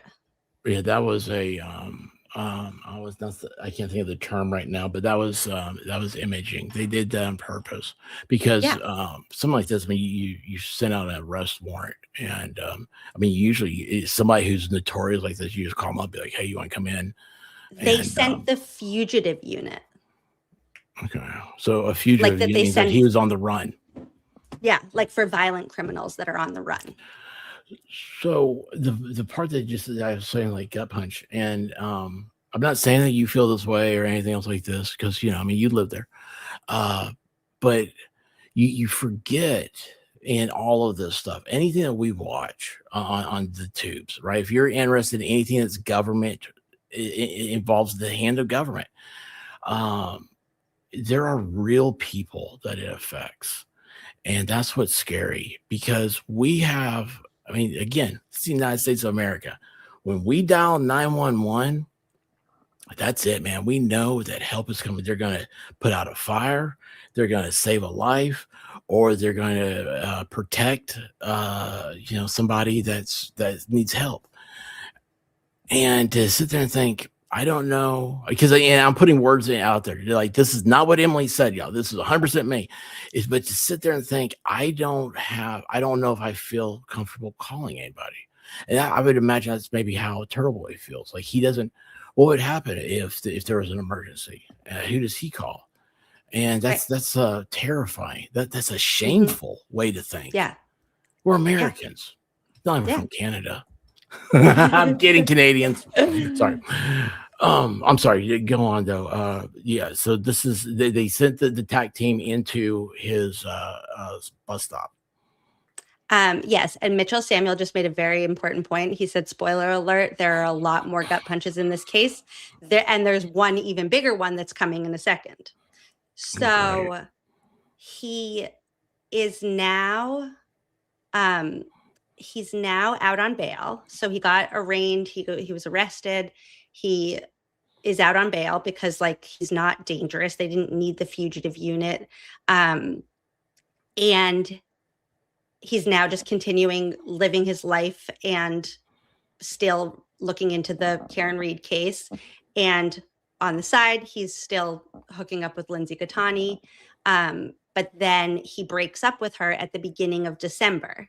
And J7, was that She- the audio we heard? Sorry. no, The well, breakup? we're getting to that. Okay. Yes, that is. I'm part sorry. of it. I'm going ahead. I'm No, no, sorry. no. See, this is No, the no, no. this is the part where people would say like I'm starting to squirrel.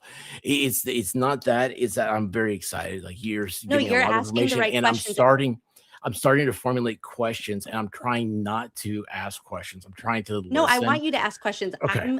The only reason why that was my reaction is I'm trying to kind of like gloss over some of the more like salacious pieces of it. All right, yeah. Because I go think past it. sometimes, and the only reason why I say that is because I think sometimes when like we could, I mean, just the whole like video that you saw and the like fake abortion and the That's the real 23rd. driveway is almost a distraction to like what I'm focused on, which is like the corruption piece. I am so thrilled you said that because I was it's like after it was over, I did the StreamYard AI on it, and I was like, there's like half the things that they came up with, or these are high points of the stream. I was like, those have nothing to do with this stream. This has nothing to do with my interest. I was like, I find it fascinating because I mean, let's all face it, we all like to go to the circus, we like to go to the zoo or whatnot. You see things that are shocking, but this was it's not. You're right. It's not what's important. The important part is the civil liberties here. The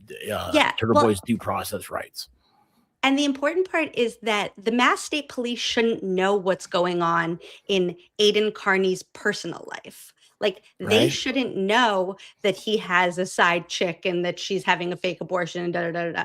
Like that's for the group text. That's for the drama. That's not for the detective lieutenant of the Massachusetts State Police to give one crap about. And so the fact that the Mass State Police know that this is going on, and then they're like, ooh, I have a great idea.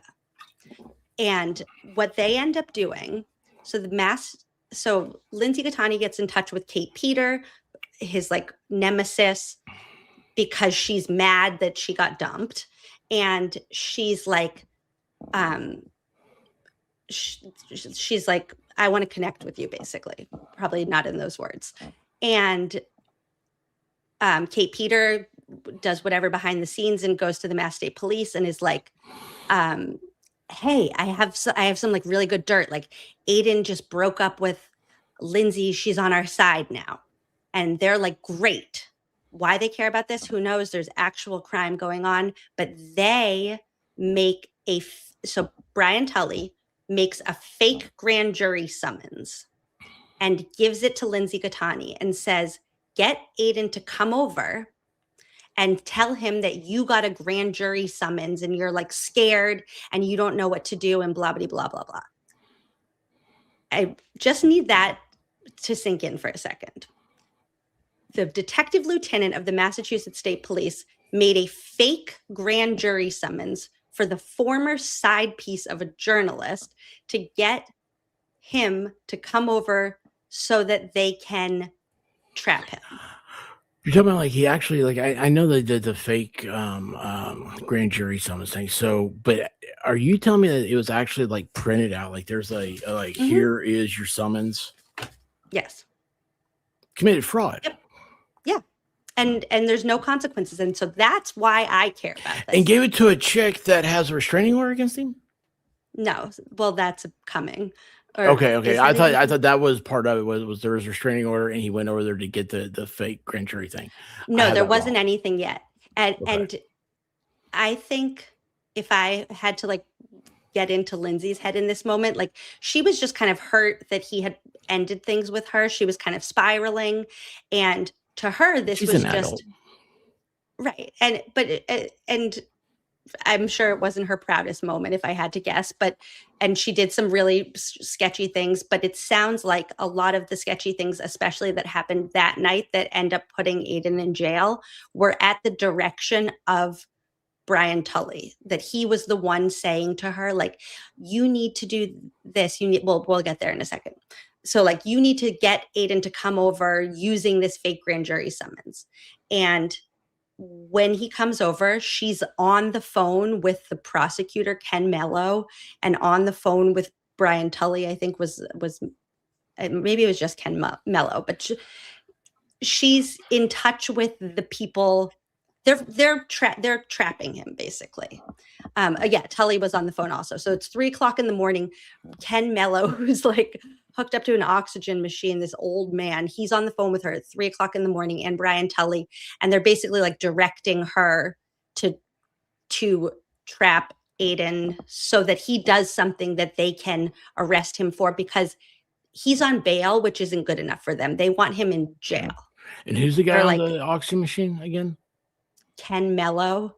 What's his? He was the prosecutor. He was the district attorney or special district attorney, the special Okay, prosecutor. So that's not Morrissey. No. So he was hired by Morrissey to prosecute Aiden in these charges. Oh, okay. I forget. I have to separate this. Not Karen Reed now. All right, I'm sorry. Go No, on. he ends up getting recused from the trial, and apparently, according to the new old man who's in charge, he still has like all the evidence is like in boxes at Ken Mello's house, who's like hooked up on an oxygen machine, and like nobody has proof of life. But that's a whole other thing. I hate to say that doesn't surprise me. So Lindsay goes into the bathroom at 3:00 in the morning and calls Ken Mello and Brian Tully and is like, "Hey guys, like, don't call me for a little while because Aiden is here and I don't want him to see. He's going to be on my phone. I told him that he could like look at my text messages or whatever." So And he's gonna see that she made a call? She deleted a whole bunch of stuff while she was in there. That I'm trying to separate like in my again, like I'm kind of like reading into it. In my mind, Lindsay was just like excited that like Aiden was there. Like she didn't want things to end with him, I think, at that point. And she's like kind of seeing this as a way that she can reconnect with him, and he's seeing it as a way that he can like find out information about the investigation against him. And she, so the part of the drama that happens that night is from like her real emotions about like her feelings about him. We're going to separate that part out. All right, let's just skip over then, because I'll get lost. Let's just skip over that. So she's on the phone. She says, "Hey, don't call me." And, okay, yeah. and then they get into like, well, he's like, "I need to go home." It's also Christmas Eve. So like the next day's Christmas. It's like Christmas Eve morning at 3:00 in the morning. And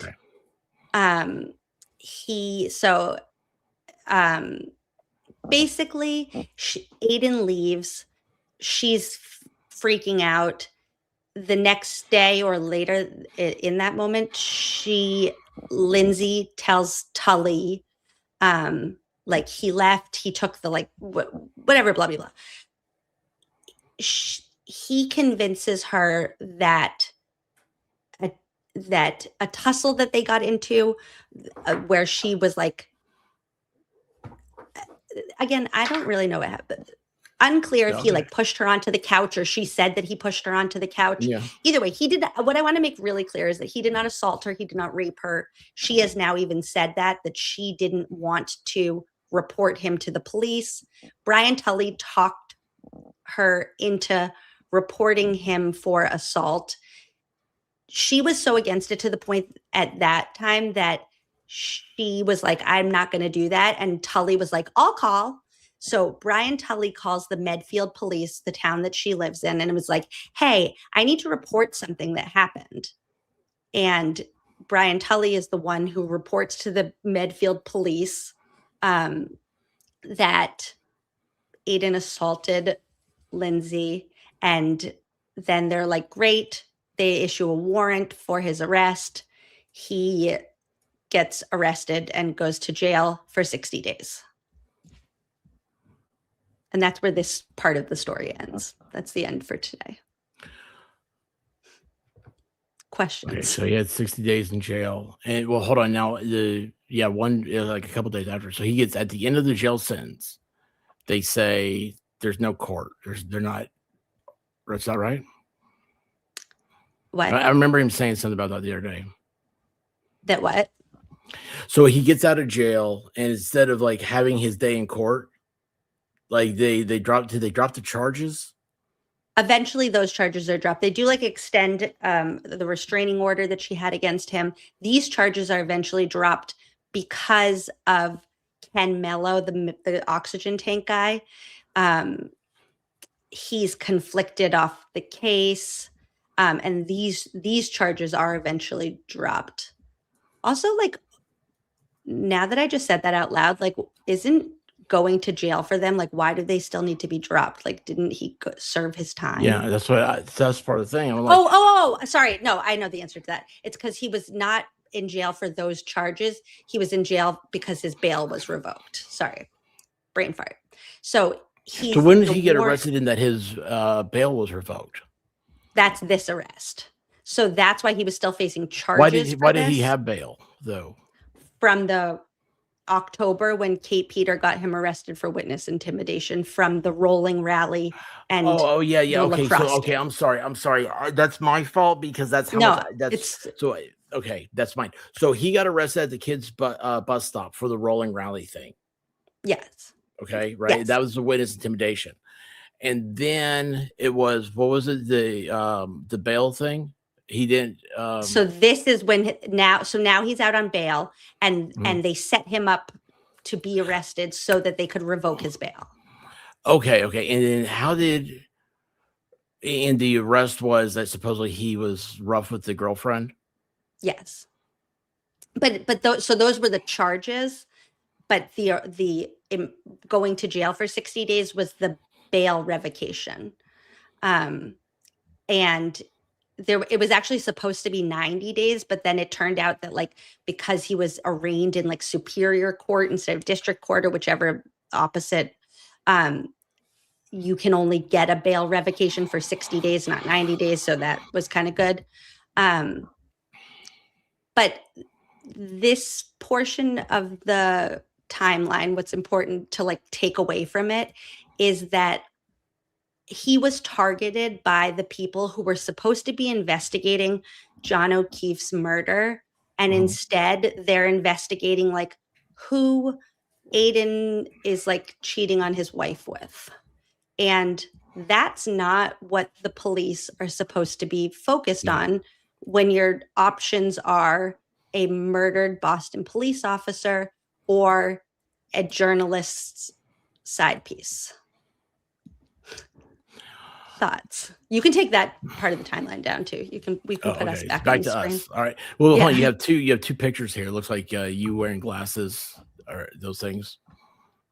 Oh, those are just commercial breaks if we needed them, but we don't need them right now, unless you want one. No, I mean, wrong one. Sorry. I Too do much that. me. Sorry. Buttons. I have a problem with buttons. Do you want to do a commercial break? I mean, I don't know that. What do I do with this? Show me what you have. So those are two videos of skits that I did about his court hearings. Pick one. They're just jokes. Cosgrove for the Commonwealth. Good afternoon. Timothy Bradle for the defendant, I bet. Hi, Mr. Connie. Wait, where's my Mr. Betterow? Okay, sir. We have an agenda to go through that we've been waiting for a year. I left my notes in the lobby. Well, very clearly, the Commonwealth is not compelled by motions to compel because... Wait, let me see my notes. I wrote here you want to actually be able to open the documents on your computer. You want to... all the documents on secret government agent Krusty Panties. What else? I don't know if you have a sock account on X, but it's been all over the media. Last time they gave us 5,000 pages and 4,000 of them were blank. Now they want us to give back the thumb drive that it was on. The last time we gave something back, we never saw it again. Okay, let me hear from Mr. Cosgrove on that. About what? Oh, the video of the rolling rally? I keep inviting Mr. Bradle over to see it on my computer, but he never wants to. When are you going to have a play date with Mr. Cosgrove? But that's not even what I was talking about. I was talking about the Google Drive. Mr. Bradle, be a nice friend. Okay, if I have to. That's better. Now tell me about secret government agent Krusty Panties. Catherine Peter and the defendant had a falling out, and from time to time they exchanged negative posts about each other, and Brian Tully was very excited about this. In the principal's office, Mr. Cosgrove. Mr. Bradle's not going to want to have a play date if you keep being a tattletale.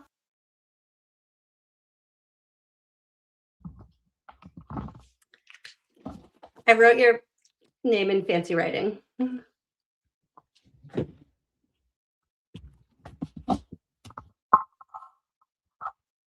I can't hear you. You're on mute. Sorry.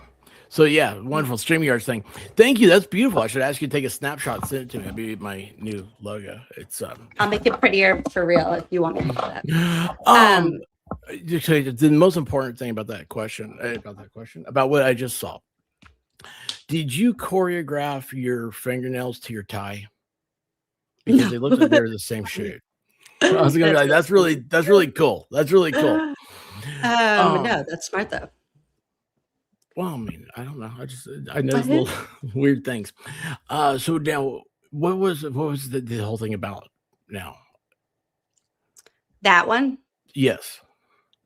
That comes later. So then Okay. So I'm supposed to be lost. Yes. Well, no, yes, no, I figured one out. I'm supposed to be lost. But the spoiler for what's coming in the next chapter, whenever we do the next chapter of this, is that not only was the Mass State Police basically the big takeaway from all of this is that they are very scared of the truth getting out about what happened during the investigation into the murder of John O'Keefe, and they don't want the public to know whatever sketchy things happened, and they will do whatever they can to silence a journalist who's publicizing their corruption. Okay, well, one, let me go back to the beginning of where you start talking. You so for chapter 1 of this. So that kind of makes me feel like there might be a chapter 2. Chat, I put in there a poll. If you'd like to see, one, you have to answer the poll whether you'd like to see us again together. And 2, you're gonna have to harass Emily because I'm into this. I'm having withdrawals already, thinking oh my gosh, what am I gonna be thinking about tomorrow?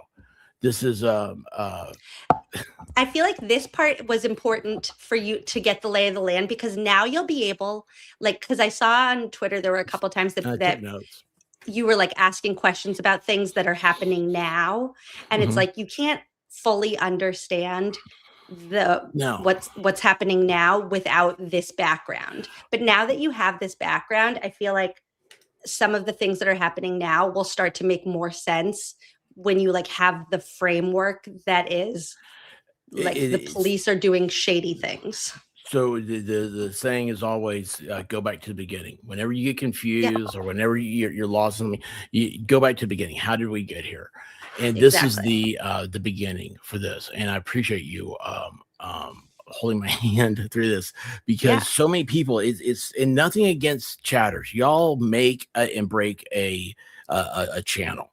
But so many people get excited and they have so many different things they want to talk about. And of course, everybody has their favorite moment that they want you to know about. And I'm sitting here going, I don't know anybody. I don't know these names. I mean, you saw me, what was the last one? Morrissey. I got lost on Morrissey. Yeah. It's just,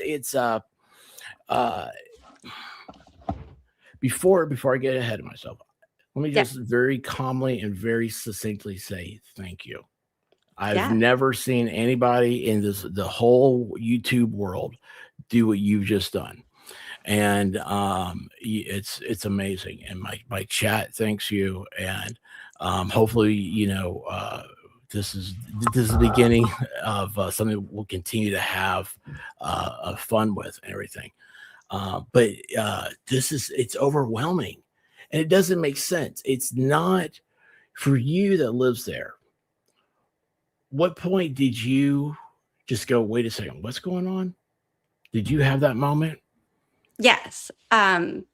And like it's hard to pinpoint now. So I watched I didn't know that like YouTube existed for the whole first trial. So I watched every day of the first trial, but I watched it like on my own, like on the like NBC 10 stream without like commentary from lawyer. I wish that I had known that this all existed.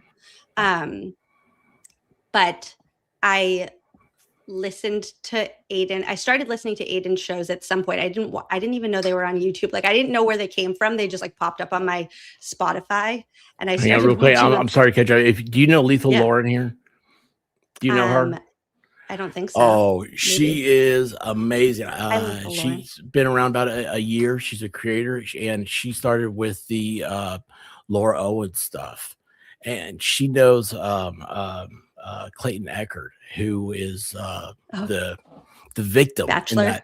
Yes, and the other day, Lauren, I was watching the stream. I was like, oh my gosh! And Baker, he happened to be here when I was watching, and he says, "This is their Laura Owens." I was like, oh my gosh, we've got to get Lauren. She would love this stuff. She has an incredible channel. She's an incredible human being, and I'm very blessed to call her a friend. She absolutely love her to death. And she just found her. You know what? She came into MG Law's chat one night and said, "Hey, I'm flying out for the trial, the Laura Owens trial at the time." And she's like, "I'm gonna be videoing it, and anybody can have access to my video if they want it." And I was like, "Okay." So I streamed it, and then I asked her to come on, and she's like, "I've never done this." It's kind of like how you're saying, like, I didn't watch this at the beginning. And anyway, she's incredible now. She's got like, I don't know, like 20 million subs or something like that. That's amazing. She also just gifted 5 memberships. Thanks. Yes, she's awesome. She's absolutely awesome. How awesome you are. This is one I want to interview her sometime about. She got indicted by Ryan Reynolds' wife. Oh. Yeah, she covered that trial, and they were like, "We want your Google account." Isn't that crazy? Wow. Isn't that crazy? What? Yeah. And hey, Vice Baby, how you doing? Thank you so much. Vice Baby is another good friend of ours. Sorry, I'm derailing my own stream with all these great people. Sorry, I'm on your show. Do whatever you do. Your thing. No. Well, I want to Blake Lively. Thank you, Sarah. Right here, Blake Lively. So, yeah, it's crazy what's happened over there. I'm very blessed. I'm surrounded by incredibly wonderful people, and I'm not one of those. So I don't know why they keep coming around. I think you should say nicer things about yourself to yourself. Well, that is a very kindergarten teacher's answer. I thank you. But no, I did. I put it up there whether or not people would like for us to cover some more of this.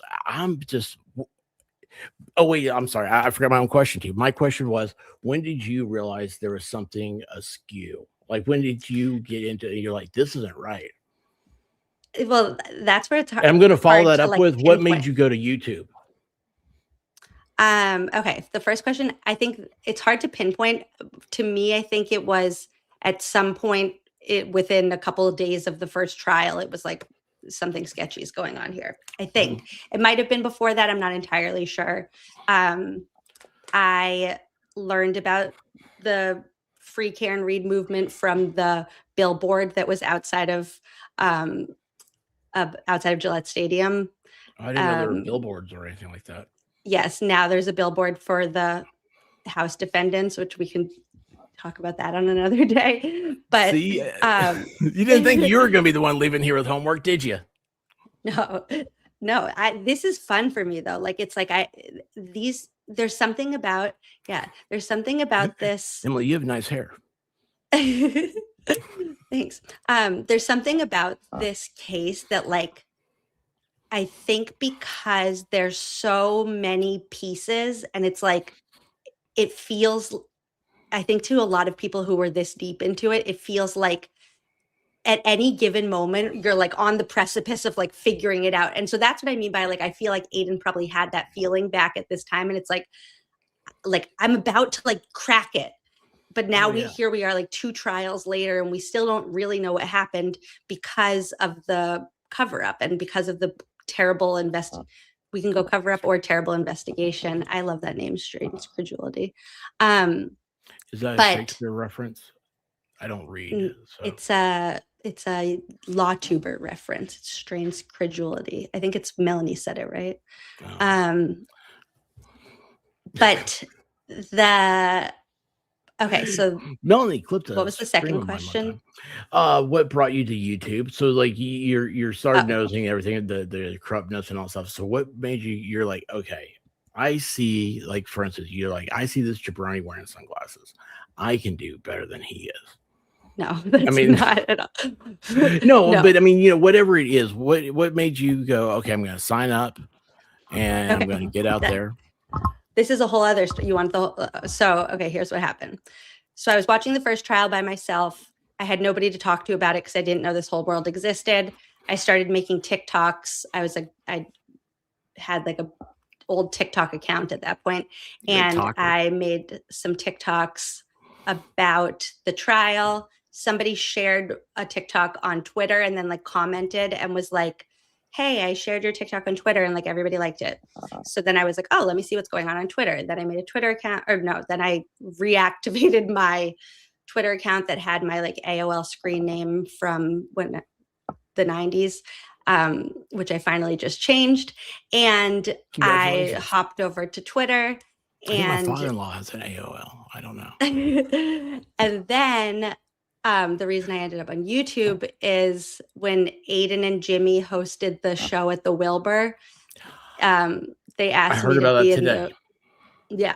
So they asked me to be in the Wilbur show, and it really cracked me up afterwards whenever anybody was like recapping the show. So like all the other big name people that were in it, like Nurse Kim and the Glare and Jimmy and Turtle Boy, were recapping, and Melanie and everybody. They were recapping the show at the Wilbur, and every time they were like, and then Emily C got up, and the whole chat was like, who is Emily? And I was like, oh shoot, I need to like introduce myself. So I made a YouTube. I was like, hi, I'm me. And then the rest is history. So you like made it like right there on the moment? No, I panicked for like a week and a half. And then I was like, okay, well, now people aren't even asking who I am anymore. So now I'm just like being a weirdo. So I need to just bite the bullet and do it. And then I finally finished panicking and made a YouTube. How did you run into the big guy right here? That's an old picture. Sorry, never mind. When Because you said that he was one of the first people to have you on. Yeah, and he was so like literally the day I made my channel, but I like knew who he was beforehand, but I'm trying to think of how. Maybe just from Twitter, but I don't remember exactly. But the like day I made my YouTube, Baker sent me a message and was like just so like welcoming and kind, and was like, here's what you need to know, like do this, don't do that, do this, don't do that. And I was like, oh my gosh, this is so helpful. And then he had me on and we talked about random stuff and it was fun. Yeah, he's awesome. He's so the way he's talked about you is so glowing. It's I'm very excited that he shared. He got us together. I'm very, very excited about this. He sees talent, and it's I don't know, it's for lack of a better term, I like to say, it's something that he and I share. We like being around talented people. We like to see people grow, and we like to be around good people. There's so many bad people, especially on the tubes. And it's a safe environment, for the chat, because that's something that people are always looking for. It's weird how the tubes are. Have you ever, what was your, I'm interviewing you here in the last 5 minutes. What's your take on once you got into being a tuber on YouTube or whatever? What's your take? Do you think it was ever going to be like how it is now? because I mean, you're very successful. I didn't realize how successful you were. So thank you. I'm not trying to. My very first stream, I was like, you guys, like, don't share this. Like, don't like this video. Like, I don't want people to like know who I am. I'm Mhm. getting a little bit more comfortable with just like being here and doing this. So that feels good. People saying, "Hey guys, make sure that you follow Emily C. Her YouTube channel is pinned at the top of this, and her X is in the description of this show." And while you're here, if you're new here, I wouldn't mind if you hit subscribe too. It doesn't cost you anything. And be Yeah, sure see, you're like good on at the that stuff. No, hey, we have to do it for Emily though. I She's the appreciate that. I really appreciate that. I'm getting more comfortable with like the idea of like putting myself out there like this. I'm definitely not like an in front. I like a like behind the scenes thing more than I like You like to being be the like prepared. star of the show. But I'm now getting more comfortable with this. And it's fun. It is like really a night, like I feel like I've accumulated a really nice group of people that are the good ones. And I appreciate them so much because there are a lot of really kind of wild people out there. There's a lot of people this week that suddenly didn't like me because I said that Aiden was 3 weeks drama free, and they are all mad at me about that. But Tell me a little bit about your drama free for me. Did you just start that? yeah. Yeah, so Aiden, I mean, I didn't Like, start okay, it. so I Like think I Aiden, saw you like on the 20th of December. Around then was that stream. yeah. Since then, So when you like, started, that's what I gathered, and I was like, "Oh my yes. gosh! Like, who is this? I love her. I love her." So one day on one of Aiden's shows, he was like, I want to like have no more drama, blah, blah, blah. And so the next day I like made a little like chip and I was like, Turtle Boy is like 1 day drama free, like congratulate him, blah, blah, blah. And like an AA thing. That's awesome. yeah. Oh, it's so And- awesome. And then I made a 1 week chip and he really has, and like, this is what I wanted. People See, I've are got like, a custom no drama stick. I just see it it's going up on the side. Sorry. there's merch now, which also like that is weird. Like I set the prices. I wanted to because I know that how people are where they're like grifter, blah, blah. I set the prices. So I literally make like 40 cents on every I do too. item. I haven't updated mine in 2 years, but like that was my whole Yeah. thing. I'm like, if somebody would just wear something, I was like, Yeah. that's such an It's like- honor. So I tried to do. I tried to do the prices even lower. And at first it Yes! was like, you'll owe $3 on this. And I was like, oh, Yes, wait, I'm not, like, they paying did for a thing people's one time with clothes. me. It was like, here's a 10% off code on anything your merch thing you can give to your people. And I was like, it wouldn't let me do it because I was like, it's like whatever it is, like 18 cents on something. Yeah. And I was like, yeah, if you're willing to get it, that's Yeah, there's merch But now. I have Hold on. so many- Yes, I I have like actually will link. I have like a whole binder of stuff that I need to be doing and putting up on the merch store. But this is such a fast life. I've had, of course, my life the past 6 months has been a little bit off. But anyway, oh yeah, look at this. Awesome. Go check her out, y'all, right here. Hey, you know what? I'm going to, oh man, hold on. Hi, Baker. Everybody, y'all better be subbed to Emily, okay? Because what I'm getting ready to do is I'm going to replace that pin and with this one. Wait, hold on. Replace pin message. There it is. It almost clicked the thing, put user in timeout. Oh my gosh. Trouble's here. Nothing wrong with being a grifter. ABG is what he says. TCB was Elvis. Baker's ABG. So that's going to be Always a big Baker. thing here. I like If he's able to clear everything and make it to the Dollywood live stream this year, we have Unova Holloway, as I told you earlier. He has to be a wrench on everybody's channel. He has a tattoo machine, and so the goal is to get anybody can have a free tattoo. Wow. He says he won't. Are you guys do going to it, get but- matching tattoos? No, I have a beautifully white snow. What was it you said earlier? Like fresh snow. My skin's like fresh snow. Baker, he has a very large, very Nordic or wherever they're from over there, tattoos. And when he came in here last time, this giant Samoan man went up to him, started rubbing his leg, and said, "Oh my gosh, is that real?" And it was, and Baker's like, he was trying to check out at Walmart, and he's like, "Yes, it's real." I started laughing so hard. This is a true story. Every bit of that. I believe you. I believe. Oh, when you said before that in a society, like we all need to be able to like tell the truth and believe each other, nothing has resonated with me more. I like literally just believe everything that everybody says, no matter what, and I like cannot lie. So it freaks me out. Go on. No, it like freaks me out that people exist that like aren't like that. So whenever anybody's like, "No, this is true," I'm like, "I know, I believe."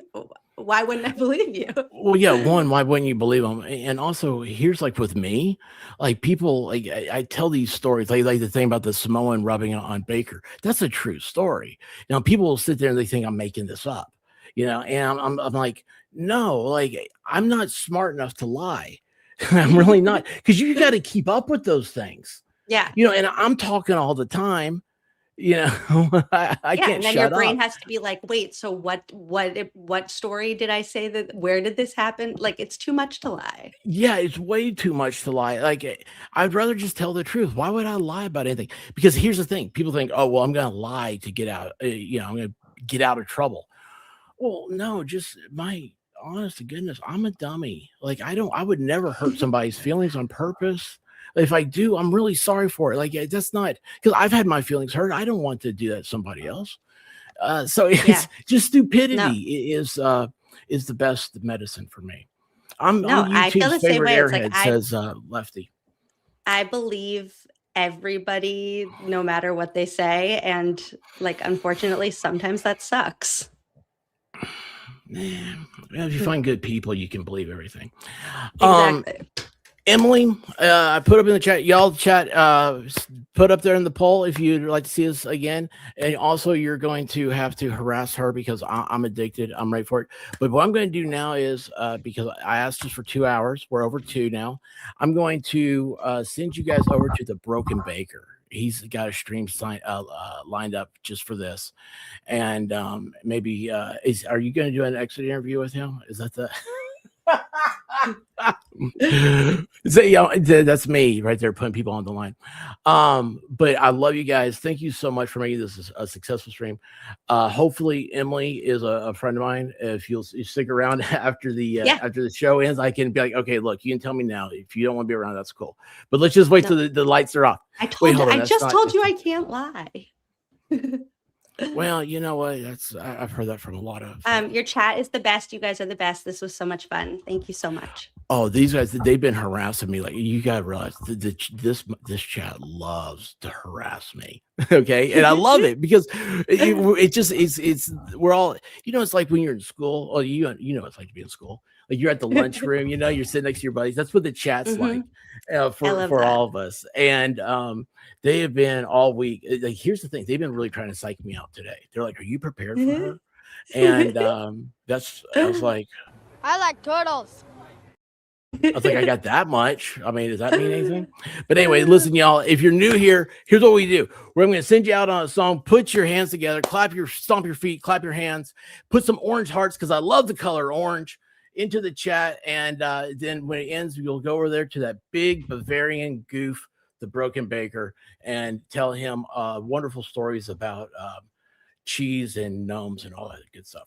Love you guys. Thank you, Emily. Guys, make sure you're subbed up to Emily C. Well, I woke up to go get me a cold pop, and then I thought somebody was barbecuing. I said, "Oh, Lord Jesus, it's a fire." Then I ran out. I didn't grab no shoes or nothing, Jesus. I ran for my life. And then the smoke got her. I got bronchitis. Ain't nobody got time for that. Ain't nobody got time for that. Ain't nobody got time for that. Ain't nobody got time. Ain't nobody got time. Ain't nobody got time for that. Ain't nobody got time for that. Ain't nobody got time for that. Ain't nobody got time. Ain't nobody got time. Ain't nobody got time for that. Ain't nobody got time for that. Ain't nobody got time for that. Ain't nobody got time. Ain't nobody got time. Ain't nobody got time for that. Well, I woke up to go get me a cold pop. Then I thought somebody was barbecuing. I said, "Oh, Lord Jesus, it's a fire." Then I ran out. I didn't grab no shoes and